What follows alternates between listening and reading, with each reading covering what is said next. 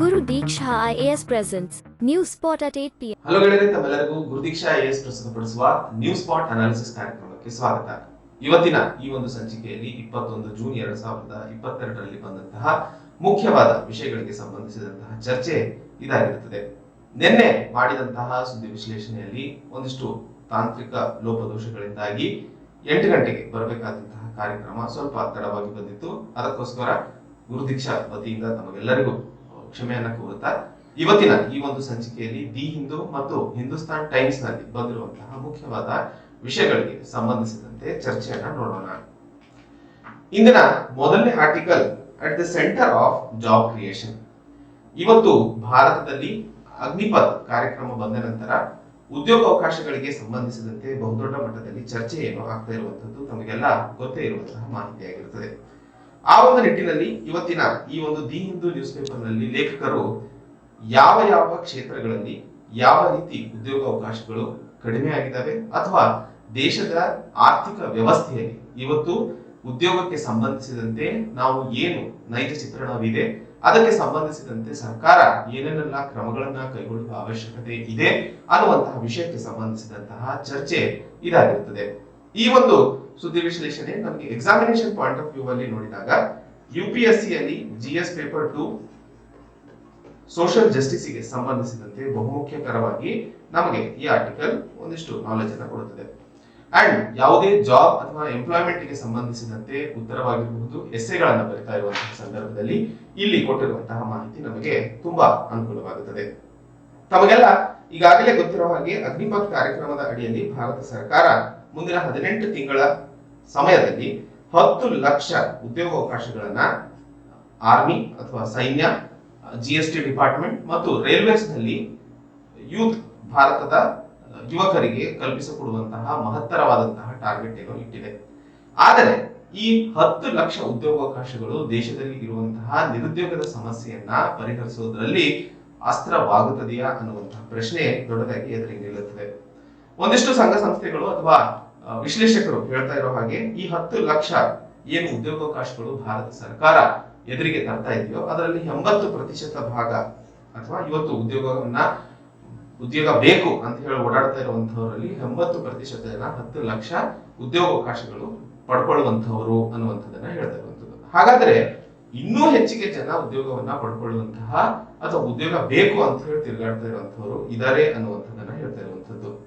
ಈ ರೀತಿಯ ನಿರುದ್ಯೋಗದ ಸಮಸ್ಯೆ ದೇಶದಲ್ಲಿ ಉದ್ಭವವಾಗಲು ಕಾರಣಗಳೇನು ಅನ್ನುವಂಥದ್ದನ್ನ ನೋಡಿದಾಗ ನಮಗೆ 3 ಸಮಸ್ಯೆಗಳು ಎದುರಾಗ್ತವೆ. ಮೊದಲನೇ ಹಂತದಲ್ಲಿ ಸರ್ಕಾರ ನಡೆದಿರುವಂತಹ ಅವಧಿಯಲ್ಲಿ ಹೊಸ ಉದ್ಯೋಗ ಅವಕಾಶಗಳನ್ನ ಹುಟ್ಟಿಸೋದ್ರಲ್ಲಿ ವಿಫಲರಾಗಿರುವಂತದ್ದು. ಸೊ ಹೊಸ ಉದ್ಯೋಗಾವಕಾಶಗಳನ್ನ ಹುಟ್ಟಿಸಿದಂತಹ ಸಂದರ್ಭದಲ್ಲಿ ಇವತ್ತು ದೇಶದಲ್ಲಿ ಈ ನಿರುದ್ಯೋಗಕ್ಕೆ ಸಂಬಂಧಿಸಿದಂತೆ ಏನು ಸಮಸ್ಯೆಯನ್ನ ಕಾಣ್ತಾ ಇದೀವೋ ಇದು ಕಾಣ್ತಾ ಇರಲಿಲ್ಲ ಅನ್ನುವಂಥದ್ದನ್ನ ಹೇಳ್ತಾ ಇರುವಂತದ್ದು. ಎರಡನೆಯ ಮುಖ್ಯ ಸಮಸ್ಯೆ ನೋಡ್ತಾ ಇರುವಂತದ್ದು ಯಾವುದೇ ಆರ್ಥಿಕ ವ್ಯವಸ್ಥೆಯಲ್ಲಿ 3 ಸೆಕ್ಟರ್ಗಳನ್ನ ಕಾಣ್ತೀವಿ. ಮೊದಲನೇದು ಪ್ರೈಮರಿ, ಸೆಕೆಂಡರಿ ಮತ್ತು ಟರ್ಷರಿ. ಪ್ರೈಮರಿಯಲ್ಲಿ ಮುಖ್ಯವಾಗಿ ನಾವು ಕೃಷಿಗೆ ಸಂಬಂಧಿಸಿದಂತಹ ಸಮಸ್ಯೆಗಳನ್ನ ಅಥವಾ ವ್ಯವಸ್ಥೆಯನ್ನ ಡಿಸ್ಕಸ್ ಮಾಡುವಂತದ್ದು. ಸೆಕೆಂಡರಿ ಸೆಕ್ಟರ್ ನಲ್ಲಿ ಮ್ಯಾನುಫ್ಯಾಕ್ಚರಿಂಗ್ ಬಗ್ಗೆ ಹಾಗೂ ಟರ್ಷರಿ ಸೆಕ್ಟರ್ ನಲ್ಲಿ ಸರ್ವಿಸಸ್ ನ ಬಗ್ಗೆ ನಾವು ಮಾತಾಡ್ತೀವಿ. ಭಾರತ ಪ್ರಪಂಚದಲ್ಲೇ ಒಂದು ಯೂನಿಕ್ ರಾಷ್ಟ್ರವಾಗಿತ್ತು. ನಾವು ಅಗ್ರಿಕಲ್ಚರ್ ಕ್ಷೇತ್ರದಿಂದ ಸೆಕೆಂಡರಿ ಡೈರೆಕ್ಟ್ ಜಂಪ್ ಆದ್ವಿ. ಅದಕ್ಕೆ ನಾವು ಇವತ್ತಿನ ಆರ್ಥಿಕ ವ್ಯವಸ್ಥೆಯಲ್ಲಿ ಅಥವಾ ನಮ್ಮ ದೇಶದ ಆರ್ಥಿಕ ಬೆಳವಣಿಗೆಯಲ್ಲಿ ಮ್ಯಾನುಫ್ಯಾಕ್ಚರಿಂಗ್ ಕ್ಷೇತ್ರ ಅಷ್ಟು ದೊಡ್ಡ ಮಟ್ಟದಲ್ಲಿ ಪಾತ್ರ ವಹಿಸಲು ಸಾಧ್ಯವಾಗಿಲ್ಲ. ಹೀಗೆ ದೇಶದಲ್ಲಿ ಇರುವಂತಹ ದೊಡ್ಡ ದೊಡ್ಡ ಮಲ್ಟಿ ನ್ಯಾಷನಲ್ ಕಂಪನಿಗಳು ಮ್ಯಾನುಫ್ಯಾಕ್ಚರಿಂಗ್ ಕ್ಷೇತ್ರದಲ್ಲಿ ಇರುವಂತಹವರು ಇವರು ಹೆಚ್ಚಿನ ಉದ್ಯೋಗಾವಕಾಶಗಳನ್ನ ಹುಟ್ಟಿಸಲು ಸಾಧ್ಯವಾಗಿಲ್ಲ ಅನ್ನುವಂಥದ್ದನ್ನ ಎರಡನೇ ಹಂತದಲ್ಲಿ ಹೇಳ್ತಾ ಇರುವಂತದ್ದು. ಸೊ ಮ್ಯಾನುಫ್ಯಾಕ್ಚರಿಂಗ್ ಕ್ಷೇತ್ರ ಏನಾದ್ರೂ ಸಶಕ್ತಗೊಂಡು ಉದ್ಯೋಗಾವಕಾಶಗಳನ್ನ ಕಲ್ಪಿಸಿದಂತಹ ಸಂದರ್ಭದಲ್ಲಿ ಇವತ್ತು ದೇಶದಲ್ಲಿ ಕಾಣ್ತಾ ಇರುವಂತಹ ಈ ರೀತಿಯ ಒಂದು ಸಮಸ್ಯೆಯನ್ನ ಕಾಣಲು ಸಾಧ್ಯವಾಗ್ತಿಲ್ಲ ಅನ್ನುವಂತಹ ಮಾತನ್ನ ಹೇಳ್ತಾ ಇರುವಂತದ್ದು. ಮೂರನೇ ಹಂತದಲ್ಲಿ 2014 ನಂತರ NDA ಸರ್ಕಾರ ಏನು ಜಾರಿಗೆ ಬಂತು, ತದನಂತರ ನೆಹರು ಮಾಡೆಲ್ನ ಬಗ್ಗೆ ಒಂದಿಷ್ಟು ವಿಶ್ಲೇಷಣೆ ಅಥವಾ ವಿರೋಧವನ್ನ ವ್ಯಕ್ತಪಡಿಸ್ತಿತ್ತು. ಆದರೆ ಈಗಿನ ಹೊಸ ಸರ್ಕಾರ ಏನು ಹೊಸ ಮಾಡೆಲ್ ಅನ್ನ ಒಪ್ಪಿಕೊಂಡಿದೆಯೋ ಆ ಒಂದು ಮಾಡೆಲ್ ನಲ್ಲೂ ಸಹ ಇನ್ಫ್ಲೇಷನ್, ಬೆಲೆ ಏರಿಕೆ, ನಿರುದ್ಯೋಗದ ಸಮಸ್ಯೆಗಳು ಹಾಗೂ ಜನರಿಗೆ ಹೆಚ್ಚಿನ ಅವಕಾಶಗಳು, ಸೋಷಿಯಲ್ ಜಸ್ಟಿಸ್ ಅನ್ನುವಂಥದ್ದು ಏನ್ ಕರಿತೀವಿ, ಸಾಮಾಜಿಕ ನ್ಯಾಯ ಒದಗಿಸಿಕೊಡೋದ್ರಲ್ಲಿ ಸಫಲರಾಗಿಲ್ಲ ಅಂತಂದಾಗ ಈ ಮಾಡೆಲ್ ಎಷ್ಟರ ಮಟ್ಟಿಗೆ ಸರಿ ಅನ್ನುವಂತಹ ಮೂರನೇ ದೊಡ್ಡದಾದ ಪ್ರಶ್ನೆಯನ್ನ ಹಾಕ್ತಾ ಇರುವಂತದ್ದು. ಈಗ ಲೇಖಕರು ಏನೋ ಸ್ಟಾರ್ಟಿಂಗ್ ಅಲ್ಲಿ ಹೇಳ್ಬಿಡ್ತಿದ್ದಾರೆ ದೇಶದಲ್ಲಿ ಉದ್ಯೋಗಾವಕಾಶಗಳಿಗೆ ಸಂಬಂಧಿಸಿದಂತೆ ದೊಡ್ಡ ಮಟ್ಟದ ಸಮಸ್ಯೆ ಇದೆ ಅನ್ನುವಂಥದ್ದು. ಹಾಗಾದ್ರೆ ಅದಕ್ಕೆ ಸ್ಟಾಟಿಸ್ಟಿಕ್ಸ್ ಏನು? ಯಾವಾಗಲೂ ನೆನ್ಪಿಟ್ಕೊಳ್ಳಿ, ಒಬ್ಬ ಸಾಮಾನ್ಯ ವ್ಯಕ್ತಿಗೂ ಹಾಗೂ ಆಸ್ಪರೆಂಟ್ ಮಾತಾಡೋದಕ್ಕೂ ವ್ಯತ್ಯಾಸ ಇರುವಂತದ್ದು. ನಾವು ಆಸ್ಪರೆಂಟ್ಸ್ ಮಾತಾಡ್ಬೇಕಾಗಿರ್ಬೇಕಾದ್ರೆ ನಮ್ಮ ಎದುರಿಗೆ ಫ್ಯಾಕ್ಟ್ಸ್ ಮತ್ತು ಡೇಟಾಸ್ ಯಾವಾಗ್ಲೂ ಇರಬೇಕು. ಯಾಕೆ ಅಂತಂದ್ರೆ ಯಾವುದೇ ಒಂದು ಸ್ಟೇಟ್ಮೆಂಟ್ ಅನ್ನ ನಾವು ಹೇಳ್ತಾ ಇದ್ದಂತಹ ಸಂದರ್ಭದಲ್ಲಿ ಅದಕ್ಕೆ ಒಂದು ಸ್ಟ್ಯಾನ್ಸ್ ಕೊಡ್ಲೇಬೇಕು. ಆ ಸ್ಟ್ಯಾಂಡ್ ಅನ್ನ ನೀವು ಕೊಡಬೇಕು ಅಂತಂದ್ರೆ ತಮಗೆ ಬೇಕಾಗಿರುವಂತಹದ್ದು ನಾಲೆಜ್. ಆ ನಾಲೆಜ್ಗೆ ಸಂಬಂಧಿಸಿದಂತೆ ಈ ಒಂದು ಆರ್ಟಿಕಲ್ಸ್ ದಿನ ನಾವು ತಿಳ್ಕೊಂಡಂತಹ ಸಂದರ್ಭದಲ್ಲಿ ಅದು ತಮಗೆ ಅನುಕೂಲವನ್ನ ಮಾಡಿಕೊಡುತ್ತದೆ ಅನ್ನುವಂಥದ್ದನ್ನ ಅರ್ಥೈಸಿಕೊಳ್ಳಬೇಕು. ಹಾಗಾದ್ರೆ ಇವತ್ತು ನಾವು ದೇಶದಲ್ಲಿ ನಿರುದ್ಯೋಗದ ಸಮಸ್ಯೆ ಜಾಸ್ತಿ ಇದೆ ಅಂತ ಹೇಳಿದಂತಹ ಸಂದರ್ಭದಲ್ಲಿ ಏನಿದೆ ಉದ್ಯೋಗ ಅವಕಾಶ ಅಥವಾ ಉದ್ಯೋಗಕ್ಕೆ ಸಂಬಂಧಿಸಿದಂತಹ ಫ್ಯಾಕ್ಟ್ಸ್ ಮತ್ತು ಡೇಟಾಸ್ ಅನ್ನ ನೋಡೋಣ. ಮೊದಲನೇ ಹಂತದಲ್ಲಿ director general of employment and training ಈ ಒಂದು ಡಿಪಾರ್ಟ್ಮೆಂಟ್ 2012ರಲ್ಲಿ ಉದ್ಯೋಗಕ್ಕೆ ಸಂಬಂಧಿಸಿದಂತೆ ಒಂದಿಷ್ಟು ಮಾಹಿತಿಯನ್ನ ಕೊಟ್ಟಿತ್ತು. ಅದು ಹೇಳ್ತಾ ಇರುವಂತಹದ್ದು 2012ರಲ್ಲಿ. ಇವತ್ತು ಭಾರತ ಸರ್ಕಾರ ಉಪಯೋಗಿಸ್ತಾ ಇರುವಂತಹ ಡೇಟಾ ನ್ಯಾಷನಲ್ ಪೆನ್ಷನ್ ಆಫೀಸ್ ಅಥವಾ ಎಂಪ್ಲಾಯ್ಮೆಂಟ್ ಸ್ಟೇಟ್ ಇನ್ಶೂರೆನ್ಸ್ ಕಂಪನಿಗಳು ಅಥವಾ ಎಂಪ್ಲಾಯ್ಮೆಂಟ್ ಪ್ರಾವಿಡೆಂಟ್ ಫಂಡ್ ಆಫೀಸ್ಗಳು, ಹೀಗೆ national pension office, employment state insurance corporation ಹಾಗೂ ಇಪಿಎಫ್ ಈ ಒಂದು ಸಂಘ ಸಂಸ್ಥೆಗಳ ಮಾಹಿತಿಯನ್ನ ಉಪಯೋಗಿಸ್ತಾ ಇರುವಂತಹ ಸರ್ಕಾರ ಮುಖ್ಯವಾಗಿ ಒಂದು ಕಡೆ ತಪ್ಪು ಮಾಹಿತಿಯನ್ನ ಪಡ್ಕೊಳ್ತಾ ಇದೆ. ಯಾಕಂದ್ರೆ ಯಾವುದೇ ಒಂದು ಪಾಲಿಸಿ ಮೇಕಿಂಗ್ ಅಲ್ಲಿ ಅತಿ ಮುಖ್ಯವಾಗಿ ಬೇಕಾಗಿರುವಂತದ್ದು ಮಾಹಿತಿ ಸರಿಯಾಗಿ ಇದ್ದಂತಹ ಸಂದರ್ಭದಲ್ಲಿ ಮಾತ್ರ ನಾವು ಸರಿಯಾದ ಮಸೂದೆಗಳನ್ನ ತರಲು ಸಾಧ್ಯವಾಗುತ್ತದೆ. ಆ ಒಂದು ನಿಟ್ಟಿನಲ್ಲಿ ಈಗ ಈ ನ್ಯಾಷನಲ್ ಪೆನ್ಷನ್ ಆಫೀಸ್ ಅಥವಾ ಎಂಪ್ಲಾಯ್ಮೆಂಟ್ ಸ್ಟೇಟ್ ಇನ್ಶೂರೆನ್ಸ್ ಕಾರ್ಪೊರೇಷನ್ ಅಥವಾ ಪ್ರಾವಿಡೆಂಟ್ ಫಂಡ್ ಇಲ್ಲಿ ನಮೂದಾಗುವಂತಹ ಕಂಪನಿಗಳು ಮುಖ್ಯವಾಗಿ ಒಂದಿಷ್ಟು ಏರುಪೇರನ್ನ ಮಾಡ್ತಾರೆ. ಯಾಕೆ ಅಂತಂದ್ರೆ ಅವರು ಈ ಒಂದು ಸಂಘ ಸಂಸ್ಥೆಗಳಲ್ಲಿ ರಿಜಿಸ್ಟ್ರೇಷನ್ ಪಡ್ಕೋಬೇಕು ಅನ್ನುವಂಥದ್ದು ನಡೀತಾ ಇರುವಂತಹ ಘಟನೆಗಳು ಆಗಿರುವಂತಹ ಕಾರಣಕ್ಕೆ ನಮಗೆ ರಾಜ್ಯದಲ್ಲಿ ಅಥವಾ ದೇಶದಲ್ಲಿ ಸರಿಯಾದ ಉದ್ಯೋಗಕ್ಕೆ ಸಂಬಂಧಿಸಿದಂತಹ ಮಾಹಿತಿ ಒದಗಿಸಲು ಸಾಧ್ಯವಾಗುವುದಿಲ್ಲ ಅನ್ನುವಂಥದ್ದು. ಹಾಗಾದ್ರೆ ಮೊದಲನೇ ಹಂತದಲ್ಲಿ director general of employment and training ಕೈಗೊಳ್ತಾ ಇದ್ದಂತಹ ಸರ್ವೆ ಮಾಹಿತಿಯನ್ನ ಬಿಟ್ಟುಕೊಟ್ಟಂತದ್ದೇ ನಮಗ ಮೊದಲನೇ ತಪ್ಪಾಗಿದೆ ಅನ್ನುವಂಥದ್ದನ್ನ ಹೇಳ್ತಾ ಇರುವಂತದ್ದು. ಹಾಗೆ ಎರಡನೇ ಹಂತದಲ್ಲಿ ಈಗಾಗಲೇ ನಾನು ಹೇಳಿದೆ, ಮೀಡಿಯಾ ರಿಪೋರ್ಟ್ಸ್ ಗಳು ಹೇಳಿದ ಹಾಗೆ ಈ 10 ಲಕ್ಷ ಉದ್ಯೋಗಾವಕಾಶಗಳಲ್ಲಿ 85% ಉದ್ಯೋಗಾವಕಾಶಗಳು ಈಗಾಗಲೇ ಉದ್ಯೋಗವನ್ನ ಹುಡುಕೊಂಡು ಹೋಗ್ತಾ ಇರುವಂತವರಿಗೆ ತುಂಬಕ್ಕೆ ಸಾಧ್ಯ ಆಗುತ್ತೆ. ಹಾಗಾದ್ರೆ ಹೊಸದಾಗಿ ಯುವಕರು ಯಾರು ಹೊರಬರ್ತಾರೋ ಅವರಿಗೋಸ್ಕರ ಉಳಿಯೋದು ಬರೀ 15%. ಇದಾದ ಮೇಲೂ ಸಹ ನಾವು ದೇಶದಲ್ಲಿ ನಿರುದ್ಯೋಗದ ಸಮಸ್ಯೆಯನ್ನ ಎದುರಿಸುವಂತದ್ದು ಕಟ್ಟಿಟ್ಟ ಬುತ್ತಿ ಅನ್ನುವಂತಹ ಮಾತನ್ನ ಹೇಳಲು ಇಲ್ಲಿ ಪ್ರಯತ್ನಿಸ್ತಿರುವಂತದ್ದು ಆ ಒಂದು ಸ್ಟೇಟ್ಮೆಂಟ್ ಇಂದ. ಮೂರನೇ ಹಂತದಲ್ಲಿ ಸೆಂಟ್ರಲ್ ಪಬ್ಲಿಕ್ ಸೆಕ್ಟರ್ ಎಂಟರ್ಪ್ರೈಸಸ್ಗಳು, ಸರ್ಕಾರದ ಅಡಿಯಲ್ಲಿ ಇರುವಂತಹ ಕಂಪನಿಗಳು, ಈ BHEL ಇದಾವೆ ಅಥವಾ ನ್ಯಾಷನಲ್ ಏರೋಸ್ಪೇಸ್ ಲಿಮಿಟೆಡ್ ಇದೆ ಅಥವಾ HMT ಕಂಪನಿ ಏನು ಮೊದಲಿಗಿತ್ತು ಅದು, ಸೊ ಕೋಲ್ ಇಂಡಿಯಾ ಲಿಮಿಟೆಡ್ ಇದೆ.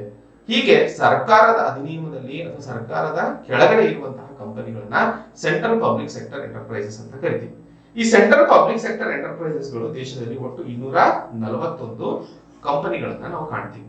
ಈ 241 ಕಂಪನಿಗಳಲ್ಲಿ ಉದ್ಯೋಗಾವಕಾಶಗಳ ಕಡಿತ ಆಗುವಂತಹ ಸಮಸ್ಯೆ ಅಥವಾ ಕಡಿತ ಯಾಕೆ ಆಗ್ತಿದಾವೆ ಅನ್ನುವಂತಹ ಪ್ರಶ್ನೆಯನ್ನ ಇಲ್ಲಿ ಲೇಖಕರು ಕೇಳ್ತಾ ಇರುವಂತದ್ದು. ಅದಕ್ಕೆ ಸಂಬಂಧಿಸಿದಂತೆ ಮಾಹಿತಿಯನ್ನ ನೋಡಿದಾಗ 2017-18ರಲ್ಲಿ 10.84 ಲಕ್ಷ ಉದ್ಯೋಗಾವಕಾಶಗಳು ಇದ್ದಂಥದ್ದು, 2018-19ರಲ್ಲಿ 10.71 ಹಾಗೂ 2020-21ರಲ್ಲಿ 9.22 ಲಕ್ಷ ಉದ್ಯೋಗಾವಕಾಶಗಳನ್ನ ನಾವು ನೋಡಿರುವಂತದ್ದು. ಹೀಗೆ ಇರುವಂತಹ ಸಂದರ್ಭದಲ್ಲಿ ದೇಶದಲ್ಲಿ ನಾವು ಉದ್ಯೋಗಾವಕಾಶಗಳು ಹೆಚ್ಚಾಗ್ತಿದಾವ ಅಥವಾ ಕಡಿಮೆ ಆಗ್ತಿದಾವ ಅನ್ನುವಂತಹ ಪ್ರಶ್ನೆಗೆ ಉತ್ತರವನ್ನ ಕಂಡುಕೊಂಡಾಗ ಮೊದಲನೇ ಹಂತದಲ್ಲಿ ಕೇಳುವಂತಹ ಪ್ರಶ್ನೆ, ನಾವು ಯಾಕೆ ಸೆಂಟ್ರಲ್ ಪಬ್ಲಿಕ್ ಸೆಕ್ಟರ್ ಎಂಟರ್ಪ್ರೈಸಸ್ ಗಳಲ್ಲಿ ಉದ್ಯೋಗಗಳನ್ನ ಕಡಿತ ಮಾಡಿದೀವಿ ಅನ್ನುವಂಥದ್ದು. ಇಲ್ಲಿ ಮುಖ್ಯವಾಗಿ ಒಂದು ಪ್ರಶ್ನೆ ಅಥವಾ ಒಂದು ಸಮಜಾಯಿಷಿಯನ್ನ ಅರ್ಥೈಸಿಕೊಳ್ಳಬೇಕಾಗಿರುವಂತದ್ದು ಏನಪ್ಪಾ ಅಂತಂದ್ರೆ, ಯಾವುದೇ ಸೋಷಿಯಲಿಸ್ಟ್ ಕಂಟ್ರಿಯಲ್ಲಿ, ಅದರಲ್ಲೂ ಭಾರತದಂತಹ ಅಭೂತಪೂರ್ವ ಅಥವಾ ಅತಿದೊಡ್ಡ ಜನಸಂಖ್ಯೆ ಉಳ್ಳ ಪ್ರಜಾಪ್ರಭುತ್ವ ರಾಷ್ಟ್ರದಲ್ಲಿ ಜನರ ಸಾಮಾಜಿಕ ನ್ಯಾಯಕ್ಕೆ ಸಂಬಂಧಿಸಿದಂತೆ ಜವಾಬ್ದಾರಿ ಅಥವಾ ಪ್ರಾಮಿಸ್ ಮಾಡ್ತಾ ಇರುವಂತದ್ದು, ಪ್ರಮಾಣ ಮಾಡ್ತಾ ಇರುವಂತದ್ದು ಸರ್ಕಾರ. ಸೊ ಸರ್ಕಾರ ಎಲ್ಲಿಯವರೆಗೆ ಉದ್ಯೋಗಾವಕಾಶಗಳನ್ನ ಹೆಚ್ಚಿಗೆ ಕಲ್ಪಿಸಲು ಸಾಧ್ಯವಾಗುವುದಿಲ್ವೋ, ಅತಿ ದೊಡ್ಡ ಮಟ್ಟದ ವರ್ಗ ಇವತ್ತು ಜನಸಂಖ್ಯೆಯಲ್ಲಿ ಸಣ್ಣ ಮತ್ತು ಮಧ್ಯಮ ವರ್ಗದವರಾಗಿರೋದ್ರಿಂದ ಅವರಿಗೆ ಬೆಳೆಯಲು ಅವಕಾಶ ಎಲ್ಲಿಂದ ಸಿಗುತ್ತೆ ಅನ್ನುವಂಥದ್ದು ದೊಡ್ಡ ಪ್ರಶ್ನೆಯಾಗಿ ಎದ್ದು ನಿಲ್ಲುವಂಥದ್ದು. ಆ ಒಂದು ನಿಟ್ಟಿನಲ್ಲಿ ಅತಿ ಮುಖ್ಯವಾಗಿ ಅರ್ಥ ಮಾಡಿಕೊಳ್ಳಬೇಕಾಗಿರುವಂಥದ್ದು, ಸರ್ಕಾರ ಜವಾಬ್ದಾರಿಯನ್ನ ಮರೆತು ಒಂದಿಷ್ಟು ಉದ್ಯೋಗಗಳ ಮೇಲೆಯೂ ಅಥವಾ ಸರ್ಕಾರಿ ಉದ್ಯೋಗಕ್ಕೂ ಸಂಬಂಧಿಸಿದಂತೆ ಚರ್ಚೆಯನ್ನ ಮಾಡಬೇಕಾಗಿರುವಂಥದ್ದು. ಬಹಳಷ್ಟು ಸರಿ ಕ್ಷೇತ್ರಗಳಲ್ಲಿ ನಾವು ಚರ್ಚೆ ಮಾಡ್ತಿದ್ದೀವಿ. ಈಗ ಸರ್ಕಾರ ನಿಯೋ ಲಿಬರಲ್ ಸರ್ಕಾರವಾಗಿದೆ ಅನ್ನುವಂಥದ್ದು. ಏನಿದು ನಿಯೋ ಲಿಬರಲ್ ಸರ್ಕಾರ ಅಂದ್ರೆ ಒಂದಿಷ್ಟು ಹೆಚ್ಚಿನ ಪ್ರೈವೇಟೈಸೇಷನ್ ಕಡೆಗೆ ಒಲವನ್ನ ತೋರಿಸ್ತಾ ಇರುವಂತಹ ಸರ್ಕಾರವನ್ನ ನಿಯೋ ಲಿಬರಲ್ ಸರ್ಕಾರ ಅಂತ ತೋರಿಸ್ತೀವಿ.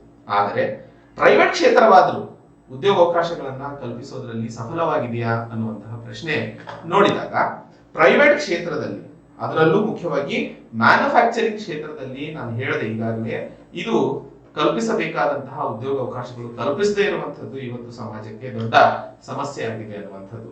ಮ್ಯಾನುಫ್ಯಾಕ್ಚರಿಂಗ್ ಕ್ಷೇತ್ರದಲ್ಲಿ ನೋಡಿದಾಗ 2020-21ರಲ್ಲಿ 10.9% ಉದ್ಯೋಗಗಳನ್ನ ನೋಡ್ತೀವಿ. ಅದೇ ಹಿಂದಿನ ವರ್ಷ 2018-19ರಲ್ಲಿ 12.1% ಉದ್ಯೋಗಗಳನ್ನ ನೋಡಿದ್ದೀವಿ.